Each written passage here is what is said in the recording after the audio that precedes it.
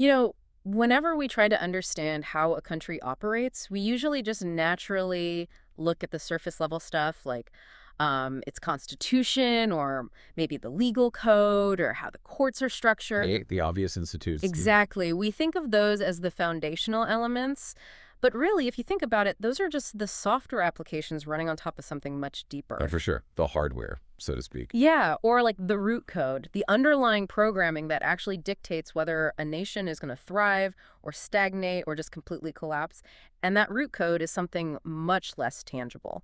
We're talking about political ideology. We are. Today, we're going to look at the source code of human society itself. So welcome to the deep dive. Our mission today is to unpack this really comprehensive source text we have on political ideology. And it is a crucial distinction to make right at the start, because we aren't just talking about, a set of arbitrary policies or campaign promises. A political ideology is this, well, it's a comprehensive set of consciously held ideas about not just how political life is structured, Yeah. but fundamentally how it should be structured. Like the ultimate why behind the laws. Exactly. It's a framework that tries to answer the absolute biggest questions, like who actually gets power, what is justice, what do we fundamentally owe to each other? And we're going to trace the lineage of those questions from like ancient Athens all the way to the hyperpolarized arguments showing up on your social media feeds this very morning. But before we get into all the deep theory, I think we need to look at a real-world application. Yeah, what happens when this root code actually gets corrupted? Or when two totally competing codes try to run on the exact same hardware at the same time. Let's look at the example the source text gives regarding Venezuela. Yeah, Venezuela serves as a really stark, honestly tragic laboratory for this exact phenomenon. Because if you look at the mid-20th century, specifically around the 1950s, Venezuela was just an absolute economic powerhouse. They were crushing it. They really were. They were a leading global oil exporter. They boasted the highest gross national income in all of Latin America. So on paper, you look at that and think, the system is incredibly successful. But the internal mechanics of how that wealth was actually distributed were deeply, deeply flawed. The wealth was just incredibly concentrated at the very top. Highly concentrated. You had these glittering modern cities built on pure oil revenues, while huge swaths of the population in the surrounding areas were living in just abject poverty, like lacking basic services completely. And that kind of extreme inequality, it creates a massive vulnerability in the societal operating system. It practically guarantees that a massive ideological shift is going to happen. Which it did. That vulnerability was fully catalyzed in 1998 when Hugo Chavez was elected, and he came in championing a firmly socialist ideology. Right, and his mandate was built on a very specific, undeniable promise. He was going to dismantle the old neoliberal framework and redistribute all that concentrated oil wealth directly to the lower classes. And he didn't wait around. He proceeded to nationalize the oil industry, pulling it entirely under state control. And to be totally objective here, in the early 2000s, that ideological application actually achieved its primary goal. It did. The poverty rates declined significantly. Yeah, the immediate living conditions for the poorest citizens improved a lot through these massive state-funded social programs. And this is the crucial part, an ideology isn't just tested in times of plenty. Right? It's tested when the system faces stress. Oh, exactly. And from 2007 to 2017, the glory dynamics of oil shifted completely. The price tanked. Right. And the internal management of those nationalized industries really faltered. So the gross national product just completely collapsed. Inflation didn't just rise, it skyrocketed into hyperinflation. And under Chavez's successor, Nicolas Maduro, the country just plunged into a profound crisis. Yeah, the text notes that Human Rights Watch reported millions of citizens lacking basic nutrition, medicine, safe drinking water. And politically, the state's response to that crisis resulted in widespread accusations of extrajudicial executions, systemic torture. Just brutal suppression of any political opposition. Yeah. And this is exactly where the ideological tug-of-war stops being an academic debate and becomes a literal matter of life and death. The narrative of why this happened depends entirely on which ideological lens you're looking through. That's the fascinating and terrifying part. Because defenders of Maduro's socialist regime, they point the finger outward. Right. They blame other countries. Yeah, they argue the foundational socialist ideas are totally sound, but the economic collapse is largely due to these crushing punitive sanctions imposed by hostile capitalist nations. Nations that they say are just attempting to force regime change. Exactly. But conversely, The opponents of the regime, the people waving the flags of liberalism and free market capitalism, they argue that the socialist ideology itself is the disease. Yeah, they claim that centralized control and the destruction of private enterprise just inevitably destroy the economic engine of the country. And the human cost of this ideological war is just staggering. We are talking about an estimated 5.5 million people. Which is more than 15% of Venezuela's entire population. Having fled the country, it's created one of the largest displacement crises in the world. And that is exactly why you, listening to this right now, should care about political ideology. It is not just dusty textbook theory. No, it dictates whether a country builds hospitals and infrastructure or whether it literally forces its own citizens to flee as refugees just to survive. The ideas we hold about government literally shape reality. Which actually brings us to a really critical procedural note that we absolutely must establish right at the top of this deep dive. Oh yes, a massive and completely necessary disclaimer for you, the listener. Today, we are going to unpack sources that cover highly politically charged content. Very charged. We are going to explore the far left, we're going to explore the far right, the center, and basically the entire spectrum in between. We are dissecting the mechanics of communism, the horrors of fascism, the nuances of multiculturalism, the rise of conservative populism. All of it. And so we must state unequivocally, we are absolutely not taking sides here. Not at all. We are not endorsing, we are not validating, and we are not condemning any of the viewpoints, policies, or ideologies we are about to discuss today. Our mission today is strictly as impartial guides. We're just here to impartially convey the ideas that are contained in the original source material. Right. We want to help you understand the foundational arguments being made by all these different factions, like the internal logic they use to justify their worldviews and how they interact with each other. But we are definitely not here to tell you which one is correct. Okay, let's unpack this. Because before we can understand modern crises in South America, or even just the intense political polarization in our own local elections, we have to travel way back. Back to 5th century BCE Athens. Yeah, because before you can build any society, you have to answer the fundamental question of any operating system. Basically, who holds the admin privileges? Who should rule? Exactly, who should rule? And Athens is the perfect starting point for this because it was just a cauldron of political experimentation. And in that cauldron, we meet Socrates. The classic disruptor. He really was. He introduced a profound disruption to how humans thought about organizing themselves. Because up until then, things were pretty traditional.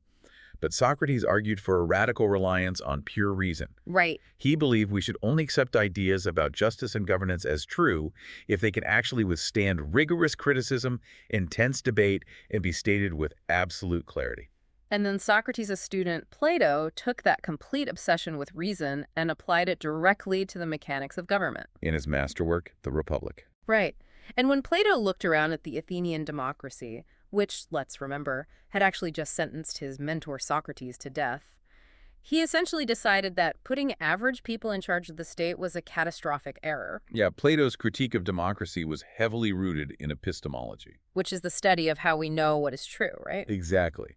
Plato believed the average citizen was completely swayed by emotion, by fancy rhetoric, and by their own immediate self-interest, rather than by any sort of eternal objective truths. So his solution was pretty extreme. Very. He argued that political power should exclusively belong to a class of people he called the philosopher kings. Philosopher kings. Sounds great, but crucially, he didn't mean kings by birthright or by wealth, right? No, not at all. He meant individuals of exceptional, rigorously tested skill and wisdom, people who had true knowledge about the actual nature of the world. Now, setting aside the obvious problem of how you actually identify these supposedly perfect people. Which is a big problem. A huge problem. But on paper, it sounds like an appealing concept, right? Give the keys to the absolute smartest, most capable person in the room. Sure. But I have to challenge Plato here. Isn't that literally just laying the groundwork for an elite dictatorship? I mean, history shows us pretty clearly that absolute power corrupts absolutely. It usually does. So how did Plato possibly justify giving absolute, unchecked power to this tiny elite without expecting them to immediately just exploit everyone else? Well, Plato actually anticipated that exact critique. His rationale was based entirely on the internal psychology of a true philosopher. Okay, how does that work? He argued that a genuine philosopher is fundamentally driven by a pure, unadulterated love of wisdom and truth.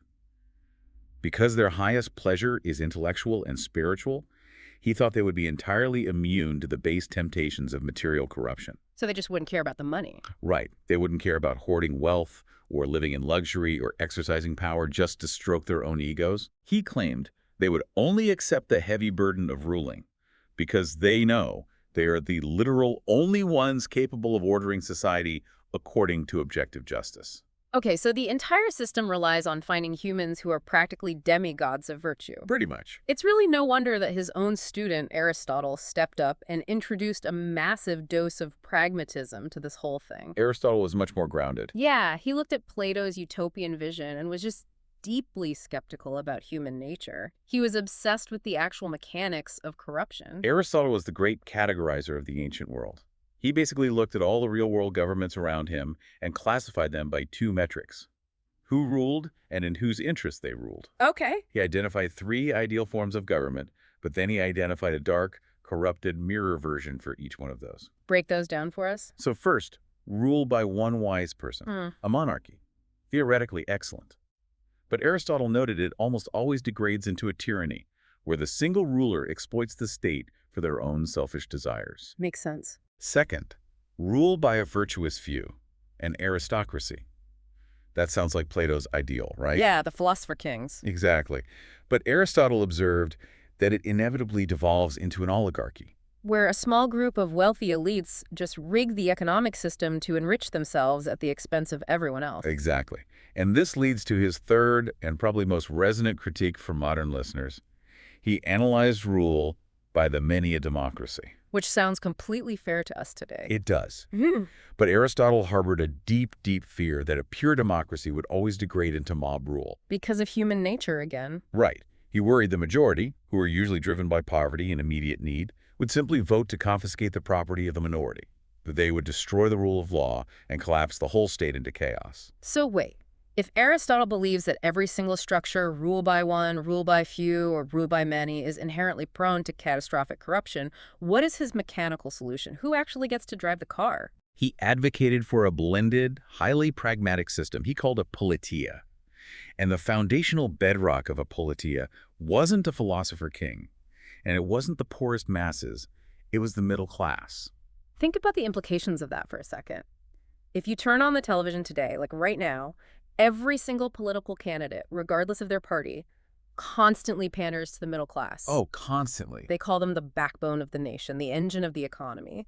It's fascinating to realize this isn't some modern campaign strategy cooked up by a political consultant in a focus group somewhere. No, it's a 2,000-year-old idea. It is literally a 2,000-year-old Aristotelian ideal. But why the middle class specifically? Like, what is the mechanism that makes them the ideal rulers in his mind? Aristotle's reasoning is actually brilliant in its psychological simplicity. He argued that the extremely wealthy are incredibly prone to arrogance. They start to believe they are literally above the law. Sure, we see that. And on the other end, the extremely poor are prone to malice and envy, and they completely lack the leisure time required to actually educate themselves on complex matters of state. They're too busy trying to survive. Exactly. The middle class, however, possesses moderation. They have enough property that they don't want to just burn the whole system down out of desperation. Right. But they aren't so wealthy that they can just buy themselves out of the consequences of bad laws. Therefore, they have the greatest intrinsic motivation to uphold a supreme respect for the rule of law. That makes a lot of sense. And Aristotle believed the ultimate purpose of this government wasn't just to keep the streets paved or, defend the border. No, he viewed the state as a moral engine. He fully believed government existed to actively instill virtues in its citizens. Things like wisdom, courage, moderation. Because he thought humans were unique. Yeah, he argued that humans are uniquely political animals. We have this distinct capacity for rational speech and moral judgment. And to reach our full human potential, we must participate in the exercise of political power. Through debate. Yes, debate about the common good. He thought we only become fully human by engaging in the public sphere. And our source text connects this ancient Greek ideal directly to some modern initiatives, which is pretty cool. If you look at the work of Stanford professor James Fishkin, he argues that modern representative democracies have become way too passive. We just vote and go home. Right. So he advocates for something called deliberative polling.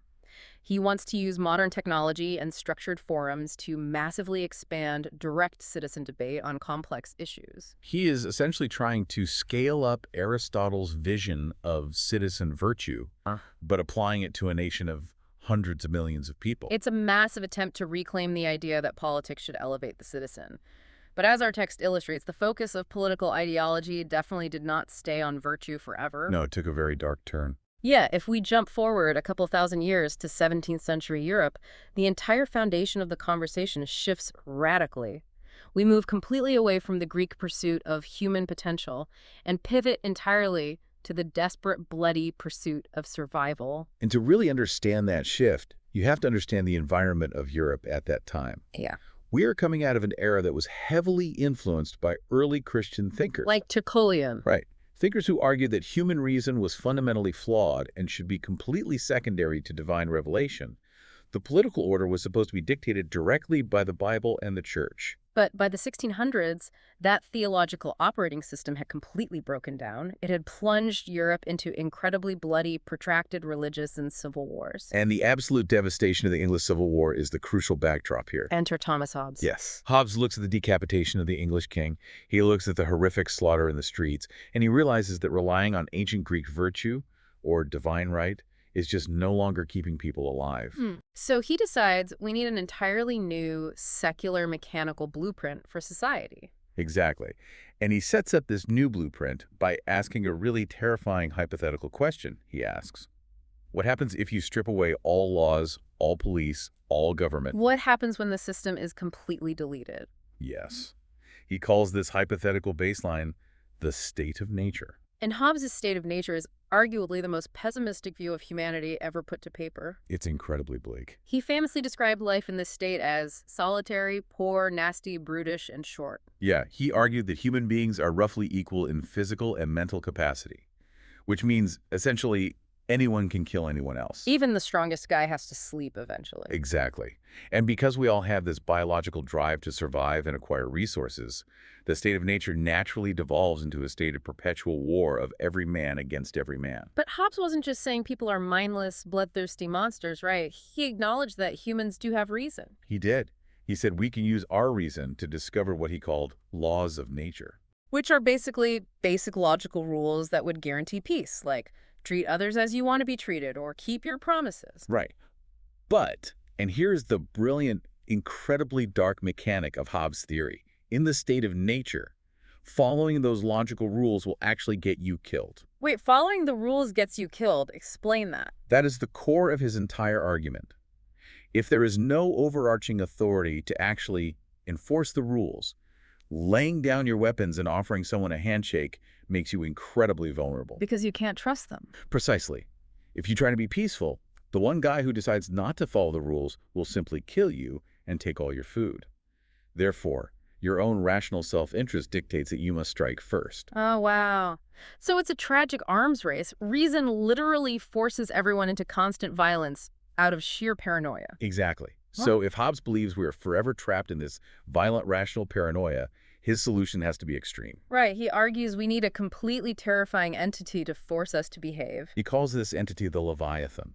Okay, so how do we get the Leviathan? Hobbes proposed that rational people would eventually just exhaust themselves and realize their only hope to escape this state of nature is to forge a social contract. A contract with who? With each other.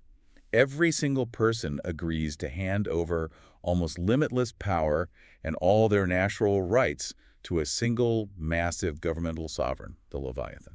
And the sole purpose of this Leviathan is just to enforce the peace. Through overwhelming symmetrical fear. Wow. You don't steal your neighbor's food, not because you are virtuous like Aristotle wanted, Right. but because you are absolutely terrified of the Leviathan's brutal punishment. So the entire operating system of society is exclusively built on fear. Yes. But shortly after Hobbes drops this incredibly dark theory, we get John Locke. And Locke looks at the exact same hypothetical state of nature, but he draws a completely different conclusion about human psychology. He really does. Locke completely dismantles the Hobbesian nightmare. It's like, if Hobbes thinks people are inherently violent and need a strict, heavily armed bouncer at the club just to stop them from stabbing each other, Right. Locke thinks people are basically rational business owners who just need a decent club manager to handle the paperwork. That's a great analogy. Locke argued that the laws of nature aren't just logical suggestions for peace that you could ignore if you're scared. He believed they are absolute moral rules. Moral rules given by God. Yes, Yeah. discoverable by human reason and authored by God. And crucially, Locke believed these moral laws apply to you and bind your behavior regardless of whether a Leviathan is standing there threatening to execute you. Okay, so what is the fundamental natural law for Locke? That you have a God-given inherent right to life, liberty, and property. Life, liberty, and property. Okay, the mechanics of this are vital. Because you have a natural right to your own life, every single other person on Earth has a moral duty not to kill you. Exactly. You don't need a government to make murder wrong. It is intrinsically wrong, even in the state of nature. Furthermore, Locke argued you have a strict duty to yourself. You are not allowed to arbitrarily end your own life, and you have a moral obligation not to waste your talents or your potential. Right. Now, the right to life and liberty makes intuitive sense to most people. But the right to property is where Locke's ideology basically builds the foundation of the modern world. It's his most consequential idea. But how does Locke mathematically justify private property in a state of nature? I mean, initially he says God gave the earth to everyone in common, right? Right. So how does a random piece of the earth suddenly become exclusively yours? He bridges that gap using the concept of labor. Okay. Locke argued that every individual unequivocally owns their own body. That's the starting point. And because you own your body, you logically own the labor that your body produces. Makes sense. So when you go out into the unknown wilderness and you mix your labor with the land, say you chop down the trees, you clear out the rocks, and you plant a field of wheat, you have literally infused something you own, your labor, into the soil. And at that exact moment, that specific field becomes your exclusive private property. Okay, I follow the logic, but I see a huge structural flaw here. If anyone can just claim land simply by working it, won't that inevitably lead to some incredibly ambitious people owning massive, sprawling estates, while others who arrive late are just left with absolutely nothing? That's a very valid concern. Like, how is that just... Well, Locke acknowledged that exact problem. Initially, he said there's a built-in spoilage limitation. Spoilage limitation. Yeah. You can only take as much land as you can actually use before the crops rot. It is profoundly unjust to hoard thousands of apples while they rot on the ground and other people starve. Okay, so that limits inequality naturally. It does. But then, and this is the pivot, Locke points out that humans invented money, gold and silver. And gold doesn't spoil. Exactly. Gold and silver do not spoil. So once society agrees to use money, a person can grow a massive, huge surplus of apples, sell them all for gold, and accumulate limitless, non-spoiling wealth. Oh, wow. This fundamentally breaks the spoilage limitation and, in Locke's view, entirely justifies massive wealth inequality. So Locke is literally saying that massive inequality is a natural, totally acceptable outcome of a functioning human society. Yes, he is. But he justifies it through a utilitarian argument that sounds incredibly modern, honestly. How so? Locke argued that unequal land ownership is perfectly fine, provided it doesn't harm the overall ability of humanity to survive. He envisioned a system where the wealthy landowners, constantly desiring more profit, would hire the landless people for wages. Right.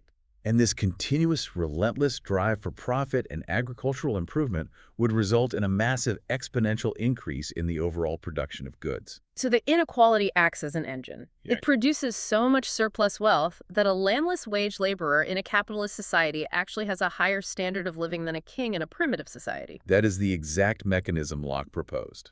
And therefore, because of this, the role of government is entirely redefined. It's no longer the Leviathan. Not at all. For Locke, the government isn't a terrifying monster keeping us from murdering each other. It is merely a practical, administrative entity.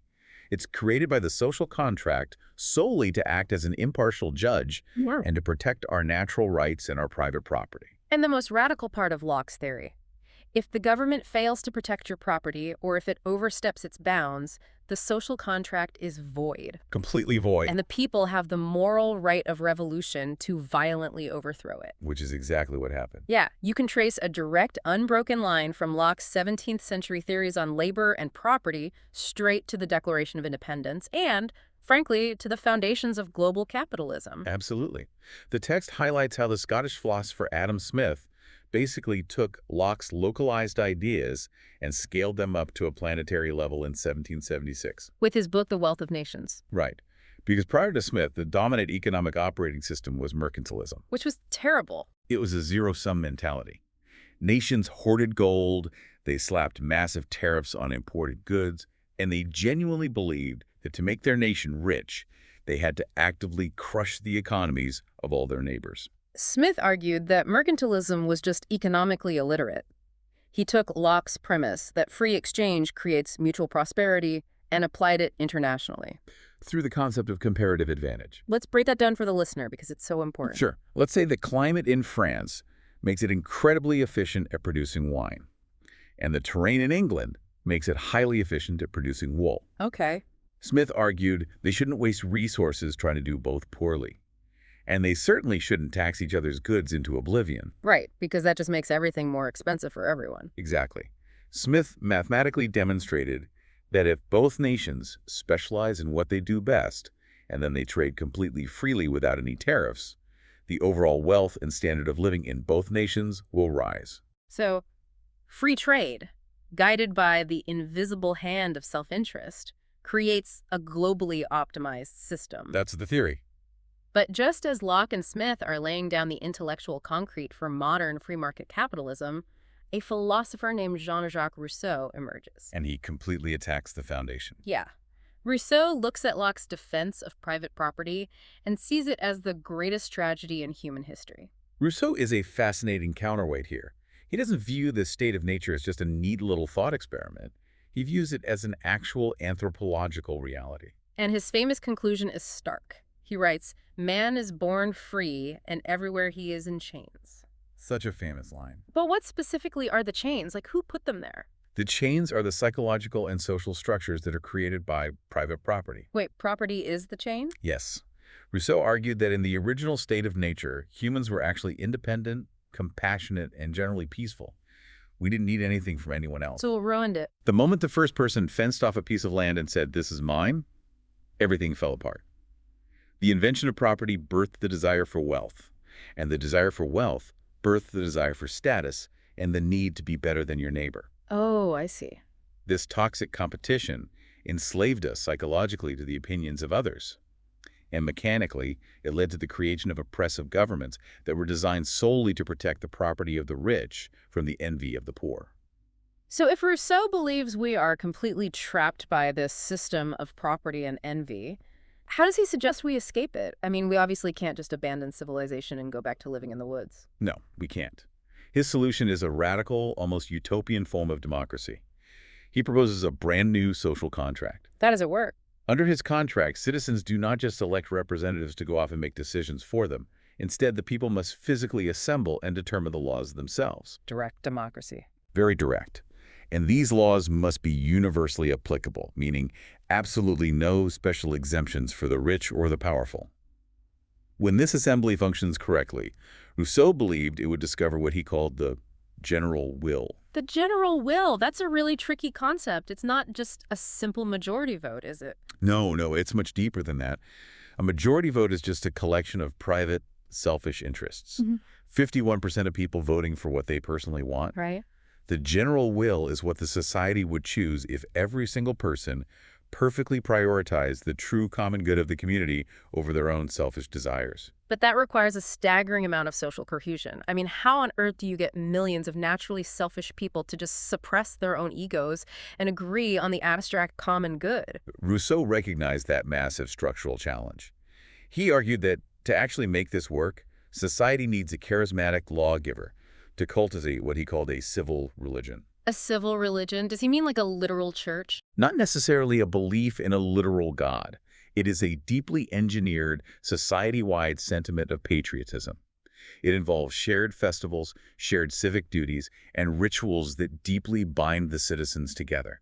Like pledging allegiance to the flag. Exactly like that. Yeah. It defines them as brothers and sisters, fostering a team-spiritedness so profound that an individual is genuinely willing to subordinate their own wealth or their own desires for the good of the state. And we see the echoes of Rousseau's theories constantly in our modern world. The text notes that his idea that the general will can't be locked into the past, actually heavily influenced Thomas Jefferson. Jefferson famously believed we should essentially tear up and rewrite the Constitution every 19 years. Right, so the dead don't govern the living. Exactly. And it remains a live debate. The text highlights modern political figures like Pete Buttigieg, who argued that our whole process of constantly amending the Constitution is a direct reflection of this Rousseauian ideal. It's a deep trust in the current assembly of the people to revise their operating system as they see fit.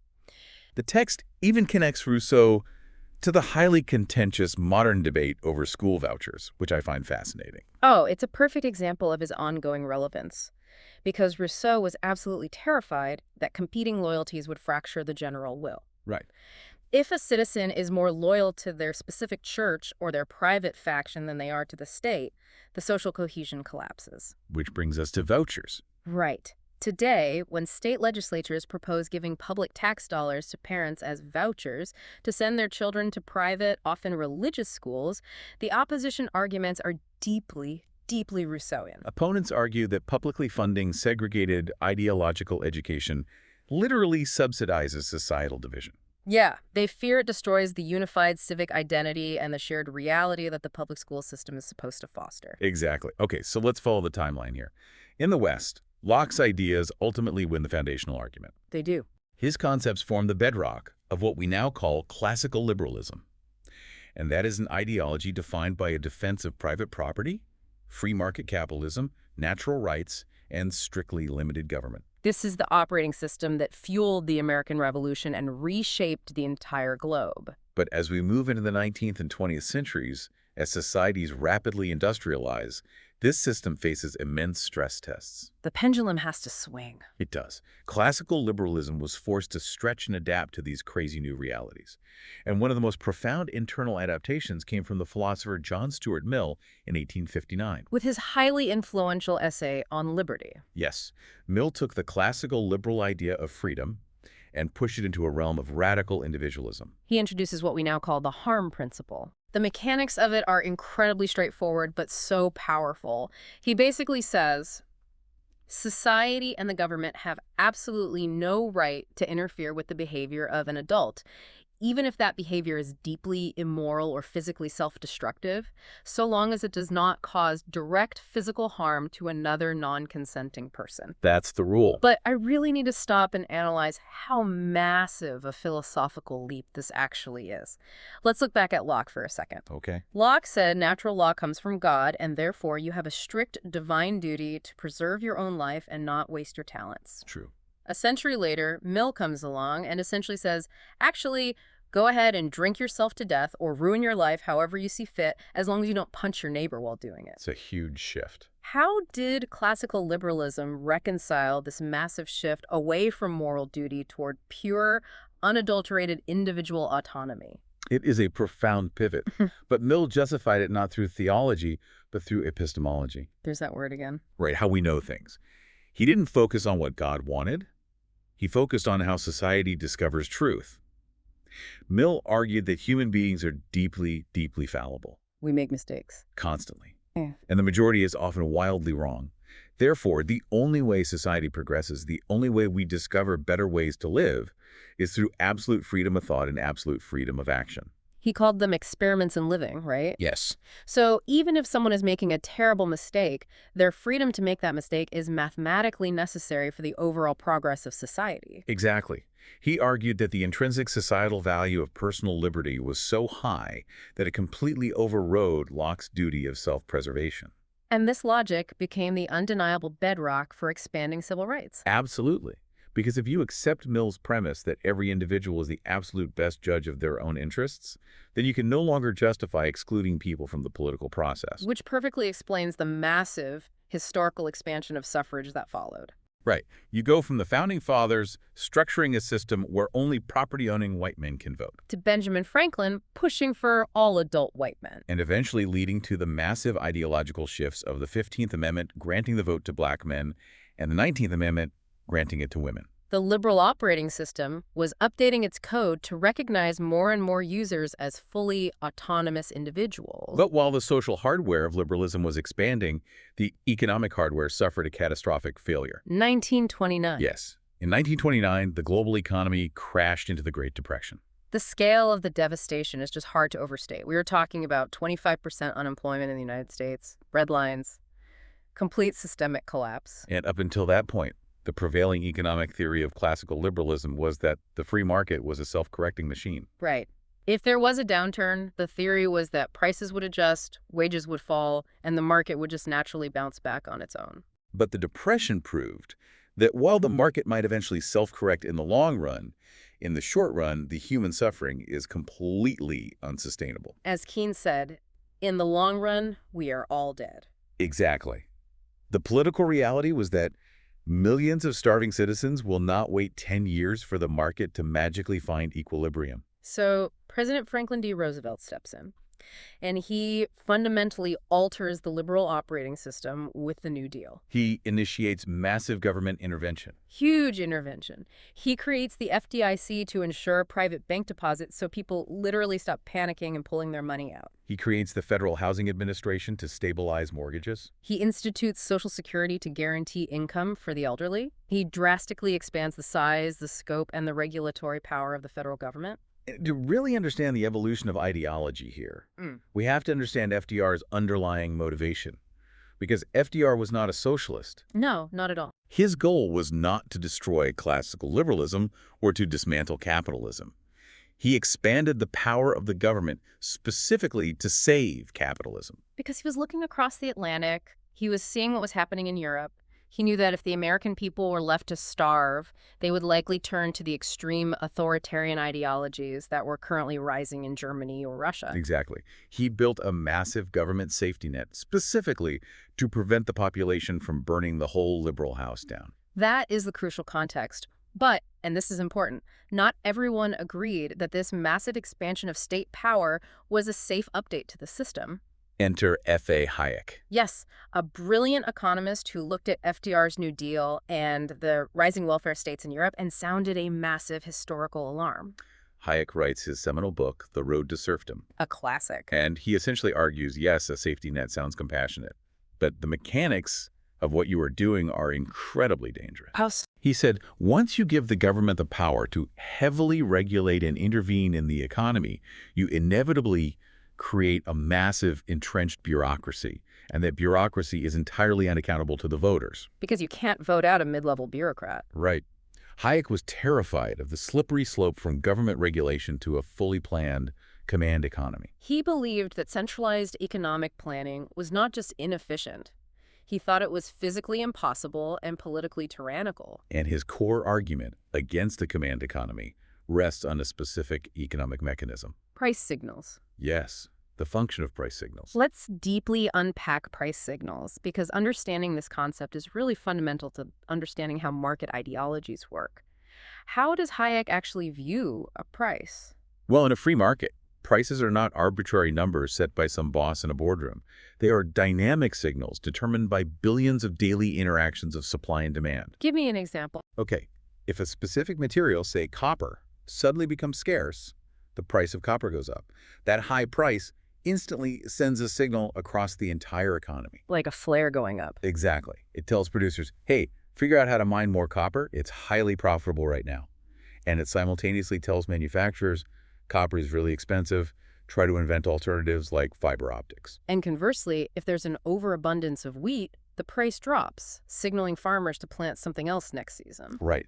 Millions of people making individual self-interested choices, constantly adjusting these signals in real time. It's basically a giant decentralized supercomputer processing human desire and resource scarcity. That is the perfect analogy. Hayek argued that the knowledge required to run an economy is dispersed among millions of individuals.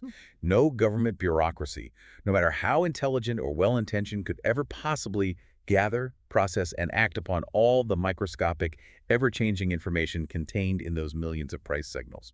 Therefore, if the government arrogantly steps in and tries to artificially set prices, saying bread shall cost exactly this much, it literally blinds the supercomputer. Exactly.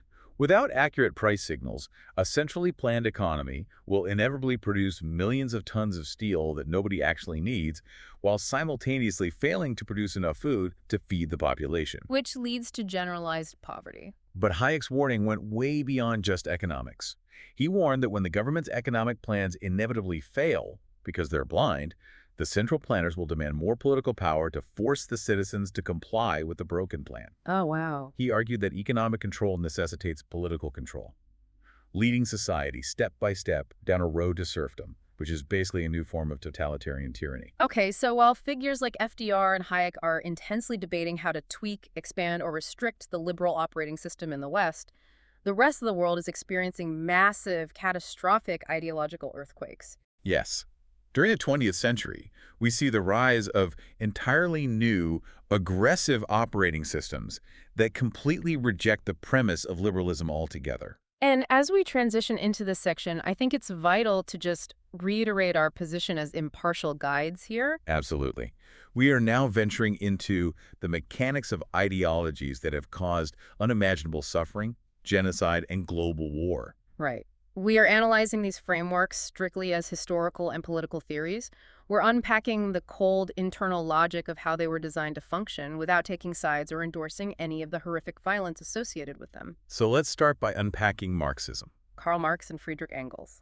They looked at the rapid industrialization of the 19th century and drew a completely different conclusion than Locke or Smith did. They didn't see classical liberalism as an engine of freedom and prosperity.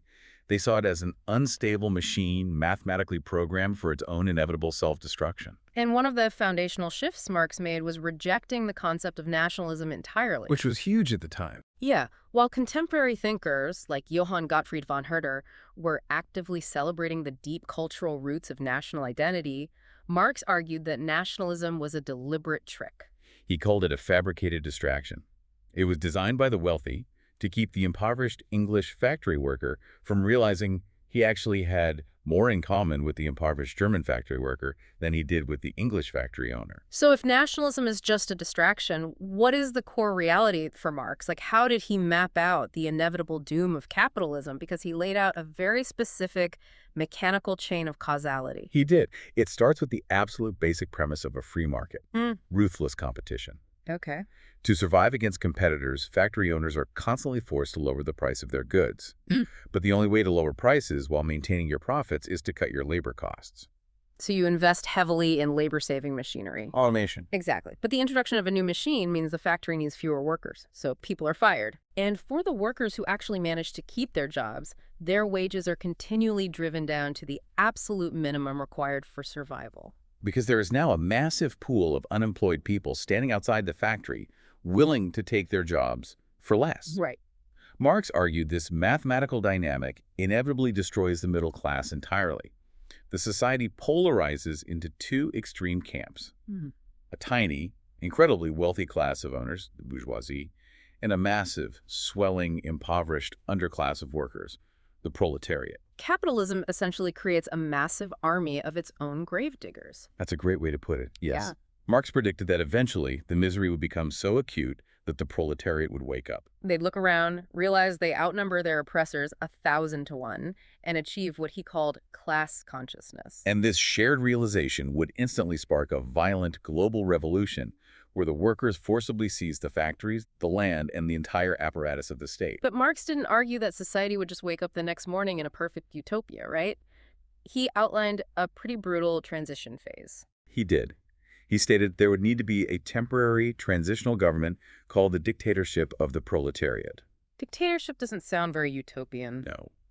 The workers would use the raw power of the state to violently crush any capitalist counter-revolution and to forcefully dismantle all capitalist social norms. And Marxists viewed even basic institutions, like traditional family structures and religion, as mere property arrangements designed to pass on wealth and pacify the poor. So they all had to be destroyed. All of it. Only after this intense, brutal cleanup phase would the state apparatus naturally wither away, resulting in pure communism.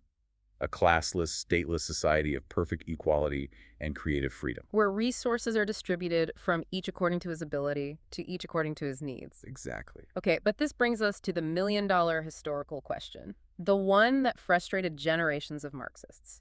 Marx firmly predicted this revolution would happen first in the most advanced, highly industrialized capitalist countries, places like Germany or England. Because that's where the contradiction between wealth and poverty was most acute. Right. But it didn't. The workers in the West never actually rose up to overthrow the system. Why did Marx's math fail? That exact question literally haunted 20th century Marxist thinkers. And they developed several distinct variations of the ideology to explain the failure and adapt the strategy. Let's talk about the Italian Marxist Antonio Gramsci. He looked at the West and developed this incredibly influential theory of cultural hegemony. Yes. I really want to spend time on this because hegemony is a term thrown around constantly today. Break down the mechanics of Gramsci's theory. Okay, so Gramsci realized that physical force isn't actually enough to control a population long term. He argued that the bourgeoisie didn't just control the physical factories, they had successfully weaponized the culture itself. How do you weaponize culture? By controlling the institutions, the newspapers, the universities, the art, and the churches. Through these institutions, they manufactured cultural norms that completely convinced the workers to happily accept their own exploitation. Give me a tangible example of how a cultural norm suppresses a revolution. Think about the classic rags to riches story, or the cultural celebration of the self-made billionaire. The American dream, basically. Right. Gramsci would argue that by saturating the culture with these narratives, the ruling class instills a false hope in the worker. The worker thinks, if I just work hard enough, I can become the billionaire. And that psychological trick completely neuters class consciousness. Exactly. The culture dictates that your poverty is your own individual failure, not a systemic injustice. So Gramsci concluded that a violent revolution in the West was basically impossible until Marxists first infiltrated these cultural institutions and slowly dismantled the hegemony. Changing the very consciousness of society first. Yes. So Gramsci blamed the deep psychological conditioning of the culture. But over in Russia, Vladimir Lenin took a much more aggressive approach to the failure of Marx's timeline. Lenin was not interested in waiting for culture to change. He looked at the working class and concluded they were inherently short-sighted. He believed that if you leave workers to their own devices, they won't form a revolutionary army. They will just form trade unions and bargain for, like, a slightly better hourly wage and shorter shifts. So they'll just negotiate with the system instead of breaking it. Right. So Lenin argued that to actually overthrow the state, you cannot rely on the spontaneous uprising of the masses. You need a vanguard. Explain the vanguard concept. It's essentially a specialized strike force, isn't it? That's exactly what it is. It is a small, highly secretive, highly disciplined, and utterly ruthless minority of professional revolutionary activists. And their job is to seize the state apparatus by violent force on behalf of the workers. Even if the workers aren't fully ready. And Lenin successfully applied this vanguard strategy in Russia, which is crazy because Russia was largely agrarian and hadn't even fully industrialized yet. He completely skipped Marx's required capitalist phase. And then, after Lenin's death, Joseph Stalin takes control of this vanguard state and pushes it to its absolute horrifying extreme. Stalin realized the global revolution wasn't happening either. So he instituted the doctrine of socialism in one country. He decided he was going to force the Soviet Union to rapidly industrialize and build communism through sheer, unyielding terror. He transmuted the system into totalitarianism. The state sought complete and absolute control over the totality of its citizens' lives. What they ate, where they worked, what they thought. Which required the intentional starvation of millions in Ukraine, massive purges, and a sprawling network of gulags just to crush any perceived enemies of the state. It was a total nightmare. Now, at the exact same time the Soviet Union is consolidating this violent totalitarian communism, we see another ideology rising in Western Europe. And it's an ideology that vehemently hates communism, but also completely rejects the classical liberal democracies of the West. We are talking about fascism. Right. Fascism emerged in places like Italy and Spain, and its initial appeal was largely a visceral reaction against the perceived weakness and gridlock of liberal parliamentary governments. Because if you have a parliament with 20 different fracturing parties constantly arguing, it is incredibly difficult to pass legislation or respond to economic crises. People were just exhausted by the gridlock. So fascism offered a brutally simple alternative: absolute nationalist loyalty to a single, forceful, charismatic leader. A leader who promised to just smash through the bureaucratic red tape, crush the communists in the streets, and restore national glory. But Adolf Hitler took the structural mechanics of Italian fascism and engineered them into something uniquely, historically horrifying with the creation of Nazism. Hitler's Nazism was this strange, toxic amalgamation. It violently opposed the personal freedoms and the cultural decadence of the liberal Weimar Republic. Yet it enthusiastically embraced the machinery of modern industrialization, utilizing advanced technology and bureaucratic efficiency to build a massive war machine. But the defining, inescapable core of Nazism wasn't just nationalism, it was an extreme pseudoscientific race-based hatred. They actually had to mitigate their own strict German nationalism to some degree just to appeal to what they defined as a broader Aryan race across borders, attempting to build a racial empire. And fueled by this absolute racial animus, the Nazis systematically orchestrated the Holocaust. The industrialized bureaucratic murder of 6 million Jews alongside millions of Romani people, individuals with disabilities, and political dissidents.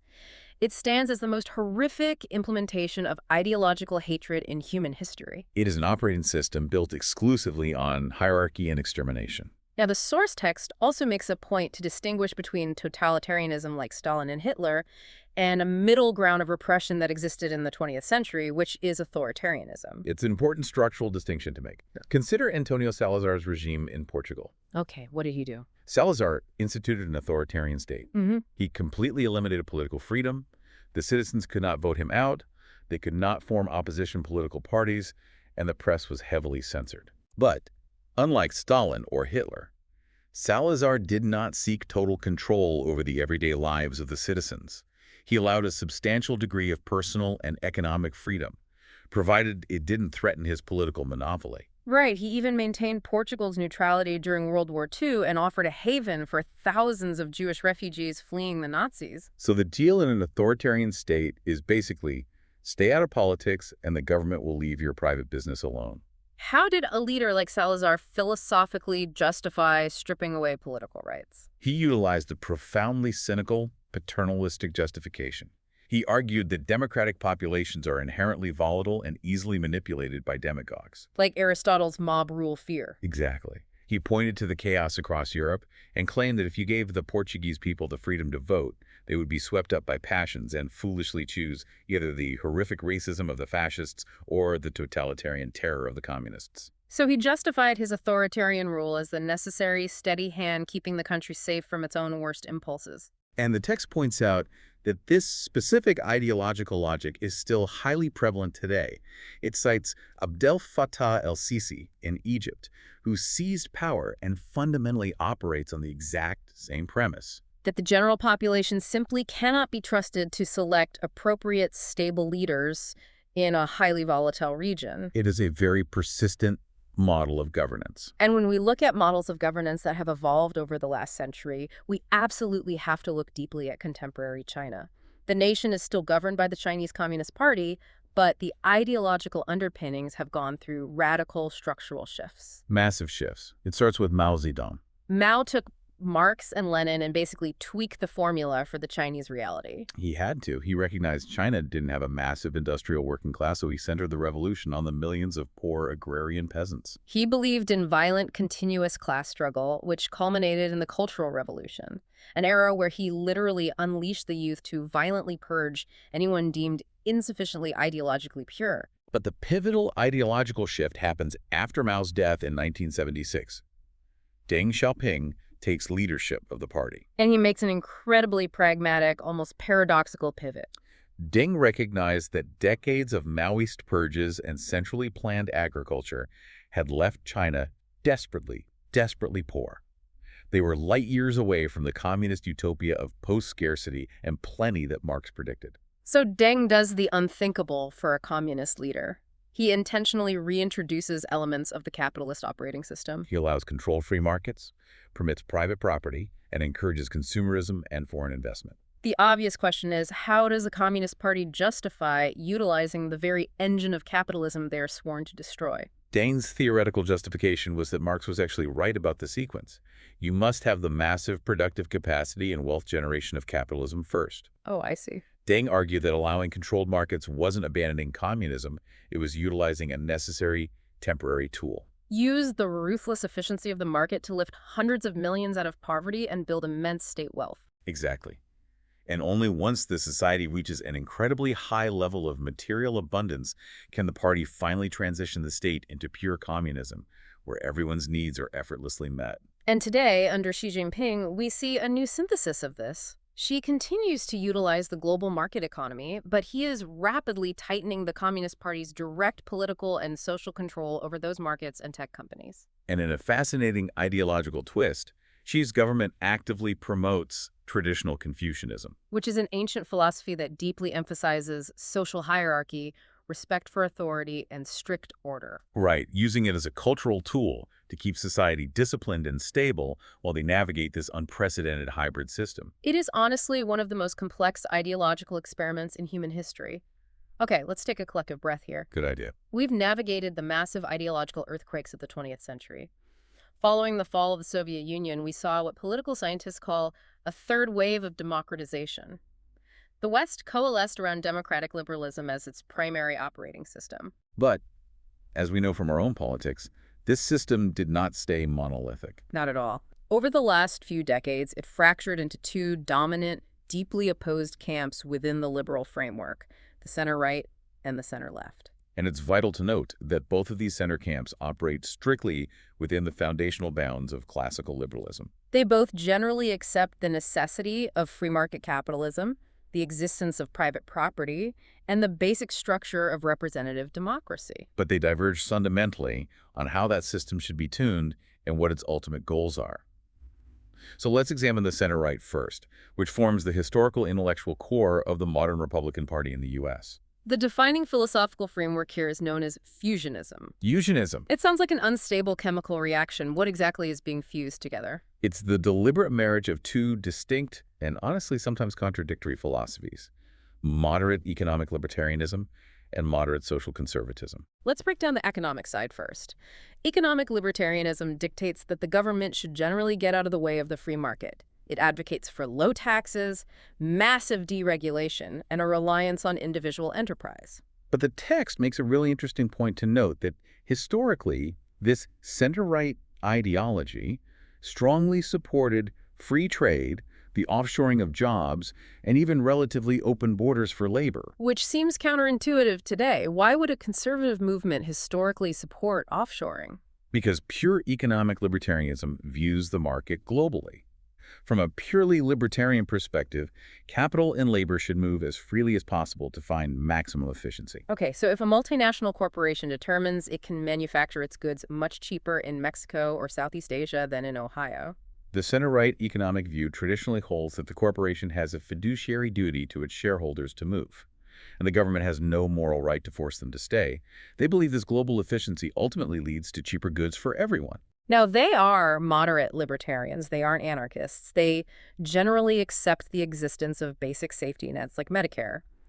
But their primary economic reflex is always to resist further expansion of government intervention. Right. Now, they take that completely hands-off, let people do what they want economic approach, and they fuse it with social conservatism. And social conservatism argues the exact opposite when it comes to culture. Exactly.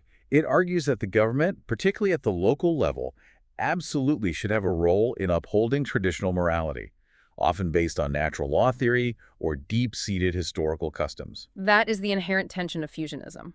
They want maximum freedom in the boardroom, but they want the state to enforce traditional moral boundaries in the public square. They believe a society cannot survive pure, unbridled moral relativism. And this specific ideological fusion perfectly dictates their judicial philosophy, which is a massive flashpoint today. The center-right relies on originalism. Unpack the mechanics of how originalism works in practice. Originalism is the legal philosophy that asserts a judge must interpret the text of the Constitution based exclusively on the public understanding of those words at the exact time they were written and ratified.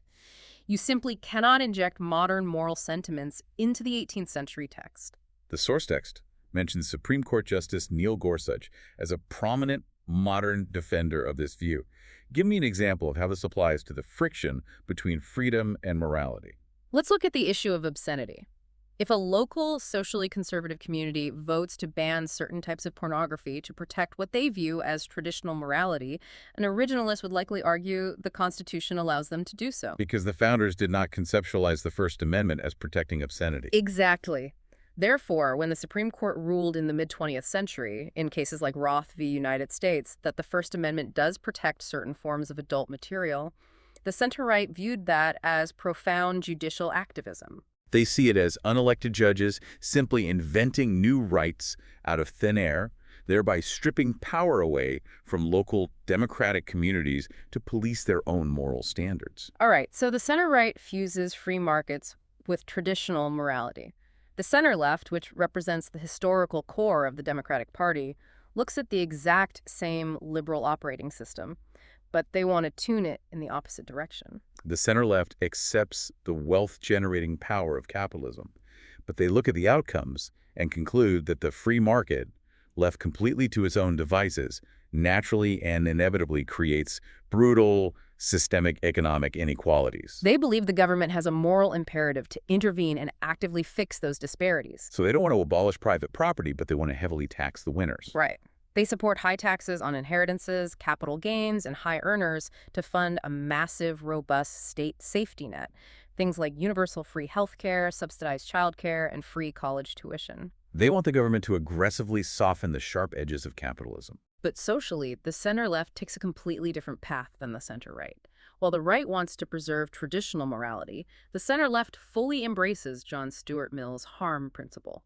They want to expand personal autonomy and individual expression as far as possible, pushing forcefully for expanded civil rights, particularly LGBTQ+ rights. And just as fusionism requires originalism, the center-left's goals require a completely different judicial mechanism. They view the Constitution not as a static historical contract, but as a living document. Supreme Court Justice William Brennan was a famous champion of this view.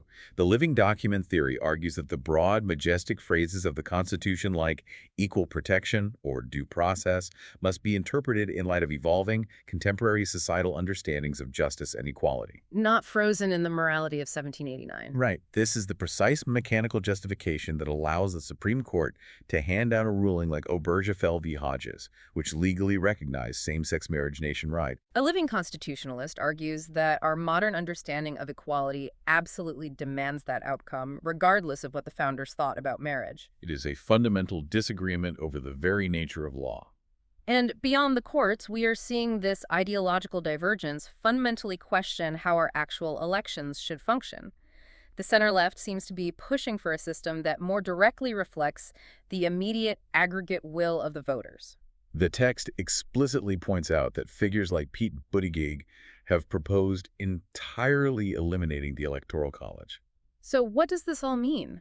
From an ideological perspective, does this indicate that the center-left is attempting to move away from the classical liberal safeguard of a representative republic and leaning much closer toward Rousseau's vision of a pure, direct democracy? It is a highly significant structural shift. The framers of the Constitution designed the Electoral College, the Senate, and the filibuster specifically as buffering mechanisms. To slow things down. Exactly. They wanted to intentionally slow down the passions of the majority, protecting the minority from what Aristotle feared was mob rule. By advocating for the election of the president by a pure, direct national popular vote, the center-left is making a profound ideological argument. They are asserting that in a modern, educated society, pure, unbuffered majority rule is actually the truest, most legitimate reflection of democratic justice and equality. Okay, but as we move deep into the 21st century, the reality is that both of these center camps are actively fracturing. Over the last 2 decades, potent new factions have emerged on the flanks that believe the center coalitions are fundamentally broken and insufficient for the modern world. Enter the new left. And here we must issue another firm reminder of our neutrality.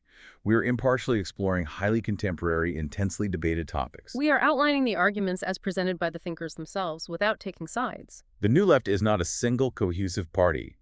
It is a broad umbrella of various academic and political movements that share a core belief. Which is that the center-left's reliance on gradual reform and its ongoing acceptance of capitalism are fundamentally inadequate to address modern crises. Let's walk through the pillars of this New Left framework, starting with multiculturalism. The old 20th century liberal ideal was the melting pot, the idea that immigrants arrive and slowly assimilate into a single, shared, overarching civic culture. Multiculturalism explicitly rejects that premise. It argues that a society does not actually need a single underlying culture to function peacefully. Multiculturalists argue that demanding assimilation into a dominant culture is inherently oppressive to minority groups.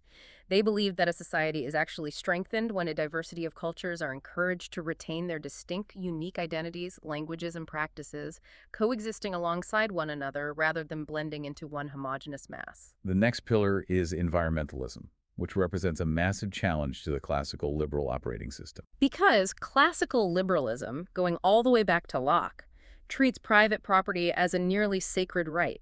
The old logic says, it's my factory, I own the land, I can operate it how I see fit. Modern environmentalism looks at the existential threat of global warming and says, because the emissions from your factory are actively degrading the shared global climate, your localized property rights are void.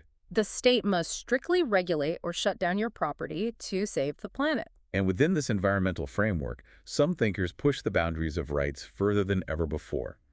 The text highlights the philosopher Peter Singer, who pioneered the concept of non-human animal rights. Singer argues that the center-left is actually guilty of speciesism. He contends that if the basis of rights is the capacity to feel pain and suffer, then animals unequivocally deserve governmental protection from industrial exploitation, challenging the fundamental human-centric premise of all previous ideologies. The New Left operating system also heavily incorporates modern feminism and critical theory. The text walks us through the historical waves of feminism to show how the ideology has evolved.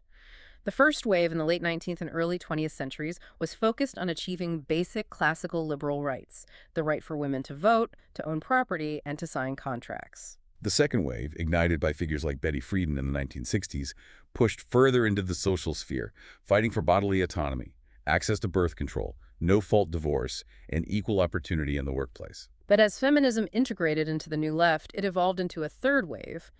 This wave largely challenges the very biological and cultural concepts of a strict gender binary. It argues for fluid gender identities and posits that society must actively dismantle deep-seated, systemic patriarchal norms that exist beyond just legal discrimination. Which flows directly into the highly complex academic frameworks of critical race and gender theory. There are some incredibly dense concepts here that we need to unpack carefully. Let's start with the philosophical concept of epistemology, which is the study of how we know what we know. How does critical theory view knowledge? Critical theory challenges the classical liberal idea that truth is easily accessible to anyone who uses objective reason. The text highlights feminist philosopher Alison Jagger, who articulates what is known as standpoint epistemology. She argues that the dominant groups in a society, the oppressors, experience the world as naturally favorable and accommodating to them.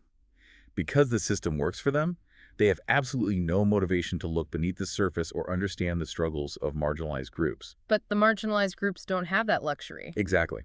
Jagger argues that oppressed groups must understand both their own daily reality of marginalization and the mindset, rules, and expectations of the dominant group simply to survive in the society. Therefore, the theory concludes that oppressed, marginalized groups actually possess a clearer, richer, and far more accurate understanding of how the world truly operates mechanically than the dominant groups do. So knowledge is directly linked to power dynamics. The legal scholar Kimberly Crenshaw expanded on this power dynamic by introducing the concept of intersectionality. Intersectionality is a framework designed to show how different forms of oppression overlap and compound. Crenshaw pointed out that an individual doesn't just exist as one identity. For example, a black woman experiences a highly specific, unique compounding of both racial prejudice and gender prejudice. Her experience of discrimination is entirely distinct from what a white woman experiences or what a black man experiences. You cannot understand her societal position without looking at where those identities intersect. And the final, perhaps most debated piece of critical theory we need to cover is the concept of structural racism. The New Left argues that we've been looking at racism incorrectly. They argue racism is not just a matter of individual personal prejudice or conscious hatred in someone's heart. It is actually baked into the invisible structures and systems of society. The clearest way to understand this argument is through an example. Consider a standardized test used for college admissions. The test itself is a piece of paper, it does not mention race, and the person who wrote the test might have zero personal racial bias. It appears perfectly neutral. But the critical theorist asks us to look at the history surrounding the test taker. Yes. They argue that because of generations of explicitly racist historical policies like government-mandated redlining, which forced minority communities into specific neighborhoods, which subsequently resulted in chronically underfunded local public schools, minority students are statistically less likely to be adequately prepared for that specific test compared to white students from affluent neighborhoods. Therefore, even though the test is theoretically colorblind, utilizing it as the primary gatekeeper for college admission simply perpetuates and locks in the legacy of that historical racism. Critical theorists argue that the test itself acts as an active instrument of structural racism, regardless of anyone's intent. It's a complete paradigm shift in how to analyze public policy. If a policy results in unequal outcomes between groups, the New Left views the policy itself as inherently discriminatory. Now, what about the economic engine of the New Left? The center left wants a capitalist engine with a safety net, but the New Left embraces democratic socialism, popularized heavily by figures like Representative Alexandria Ocasio-Cortez. What is the mechanical difference? Democratic socialists do not just want to tweak the edges of capitalism. They fundamentally question the morality of relying on a profit-driven market to provide basic human necessities. The text illustrates this by looking at wages. A center-left politician might argue for a slight bump in the minimum wage. A democratic socialist demands a guaranteed living wage. The text cites OECD data showing that countries like France and New Zealand guarantee minimum wages that equate to well over 50% of the median full-time salary in those countries, establishing a robust floor for human dignity, whereas the U.S. lags significantly behind. They also advocate for much more direct state intervention in the economy. If a private sector is failing to meet a social need, democratic socialists believe the state should step in and literally take ownership of it. If private energy companies are refusing to transition away from fossil fuels fast enough to prevent climate catastrophe, or if private real estate developers are only building luxury condos while the working class faces a housing crisis, they argue the government should simply nationalize those industries or build massive public alternatives. They argue that human survival and shelter should not be subject to a profit motive. And finally, within this broad umbrella of the New Left, we find a fascinating, unresolved ideological tension between globalism and indigenism. Let's explore the friction there. Globalism promotes an ideology of cosmopolitanism, the belief that your primary identity is as a citizen of the world, superseding your national identity. It pushes for a highly integrated, UN-centered approach to solving massive global problems like climate change and wealth inequality, attempting to bypass the historical baggage of Western colonialism. But on the completely opposite end of the spectrum, indigenism argues that massive, centralized global structures are inherently alienating and destructive to local communities. Indigenous thinkers argue that traditional tribal structures offer a vastly superior model of governance based on deep local trust, mutual caregiving, and true ecological sustainability. They advocate for a radical form of federalism where indigenous tribes are granted the sovereignty to govern themselves entirely according to their ancient traditions, yet still maintain the right to rely on the central state for modern necessities like advanced medicine and national defense. You can see how those two ideologies would immediately clash. The globalist wants a massive international treaty to dictate environmental policy, while the indigenous wants the absolute right to manage their own local river valley without interference from bureaucrats thousands of miles away. It's a complex coalition. But just as the New Left broke away from the center left because they felt it was too timid, a massive, highly energized new right has emerged that feels the center-right fusionist coalition has been a complete catastrophic failure. And again, maintaining our absolute neutrality, we're going to explore the mechanics of a very potent, deeply felt political reaction. It is critical to understand that the modern new right is not the old right. They are not trying to resurrect European monarchies or aristocracies. They are a populist movement responding to what they perceive as an acute, existential threat to traditional Western culture and the working class. What's fascinating here is how the new right uses Marxist terminology to describe the forces they are fighting against. Yes, the concept of cultural Marxism is central to the new right's worldview. They look back at mid-20th century thinkers like Herbert Marcuse, a philosopher associated with the Frankfurt School, who helped provide the intellectual spark for the radical counterculture movements of the 1960s. Marcuse analyzed society and concluded that capitalism had become too successful at providing consumer goods. It had essentially brainwashed the working class with televisions and cars, making them too comfortable to ever revolt. Therefore, Marquis argued that the necessary revolution to dismantle the capitalist structure could no longer come from the factory workers. It had to be instigated by a coalition of marginalized minorities, social outsiders, and the radical intelligentsia actively working to subvert the dominant culture. And the new right looks at the cultural landscape today. They look at the universities, Hollywood, the mainstream media, and massive corporate HR departments, and they conclude, Marcuse won. They feel that traditional Judeo-Christian values, which they firmly believe are the indispensable bedrock of successful democracy and human rights, are under a deliberate, coordinated attack by this new cultural hegemony. The text highlights William Barr, the former U.S. Attorney General, who explicitly crystallized this viewpoint. He fiercely criticized the spread of critical race theory by arguing that it operates mechanically exactly like classical Marxism. He claimed it utilizes the same divisive us versus them mentality to foment societal revolution and tear down institutions, simply swapping out Marx's original framework of economic class warfare for a new framework of racial and gender warfare. This deep cultural anxiety leads directly to the new right's absolute fury at what they term woke capitalism. And this represents a massive historical realignment. For the last 50 years, the Republican Party and massive multinational corporations were essentially best friends. The operating logic was, what's good for General Motors is good for America. The new right has entirely abandoned that alliance. They have. Thinkers and politicians like J.D. Vance articulate a profound sense of betrayal. They argue that massive corporations act as insidious hypocrites.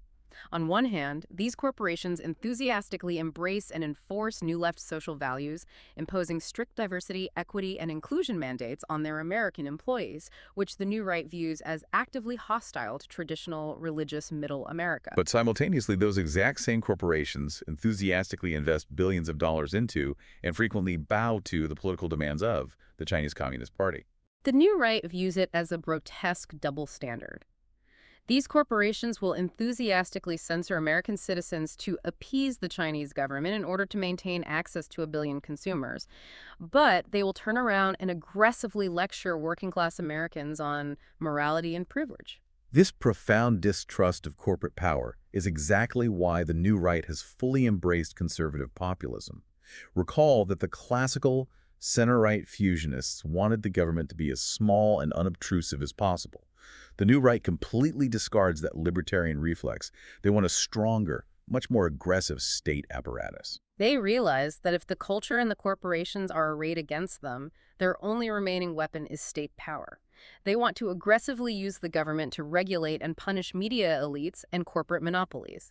They want the government to force social media companies to stop what they perceive as the systemic algorithmic censorship of conservative voices. Economically, they completely reject the old free trade consensus. They want strict tariffs to protect domestic manufacturing, and they demand significantly tighter immigration policies to restrict the labor supply, explicitly arguing this will drive up wages for the American working class. Furthermore, they adopt a deeply isolationist stance, strongly opposing overseas military interventions, arguing that American blood and treasure should exclusively be spent rebuilding at home. And as the text points out, we see this populist surge reshaping politics globally. You see it with Donald Trump in the United States, you saw it with Jair Bolsonaro in Brazil, and you see it currently with Viktor Orban in Hungary. Despite their distinct national contexts, they all utilize the exact same ideological mechanism. They promise to use the raw power of the state to protect traditional national culture and the ordinary forgotten citizen against what they define as a predatory, globalist, culturally radical elite. Here's where it gets really interesting. If we zoom out and look at the whole board, political scientists talk about the horseshoe theory, where the extreme ends of the political spectrum actually bend back and resemble each other. You have the democratic socialists on the new left who view capitalism as inherently exploitative, and you have the conservative populists on the new right who view massive corporations as culturally destructive traitors. Despite hating each other culturally, they both fundamentally agree on one massive policy shift. They both actively want to use the immense power of the federal government to aggressively regulate, tax, and break up massive multinational corporations and tech monopolies. They want to execute the exact same mechanical policy, just for entirely opposite ideological reasons. It is a remarkable historic convergence of tactics arising from totally divergent worldviews.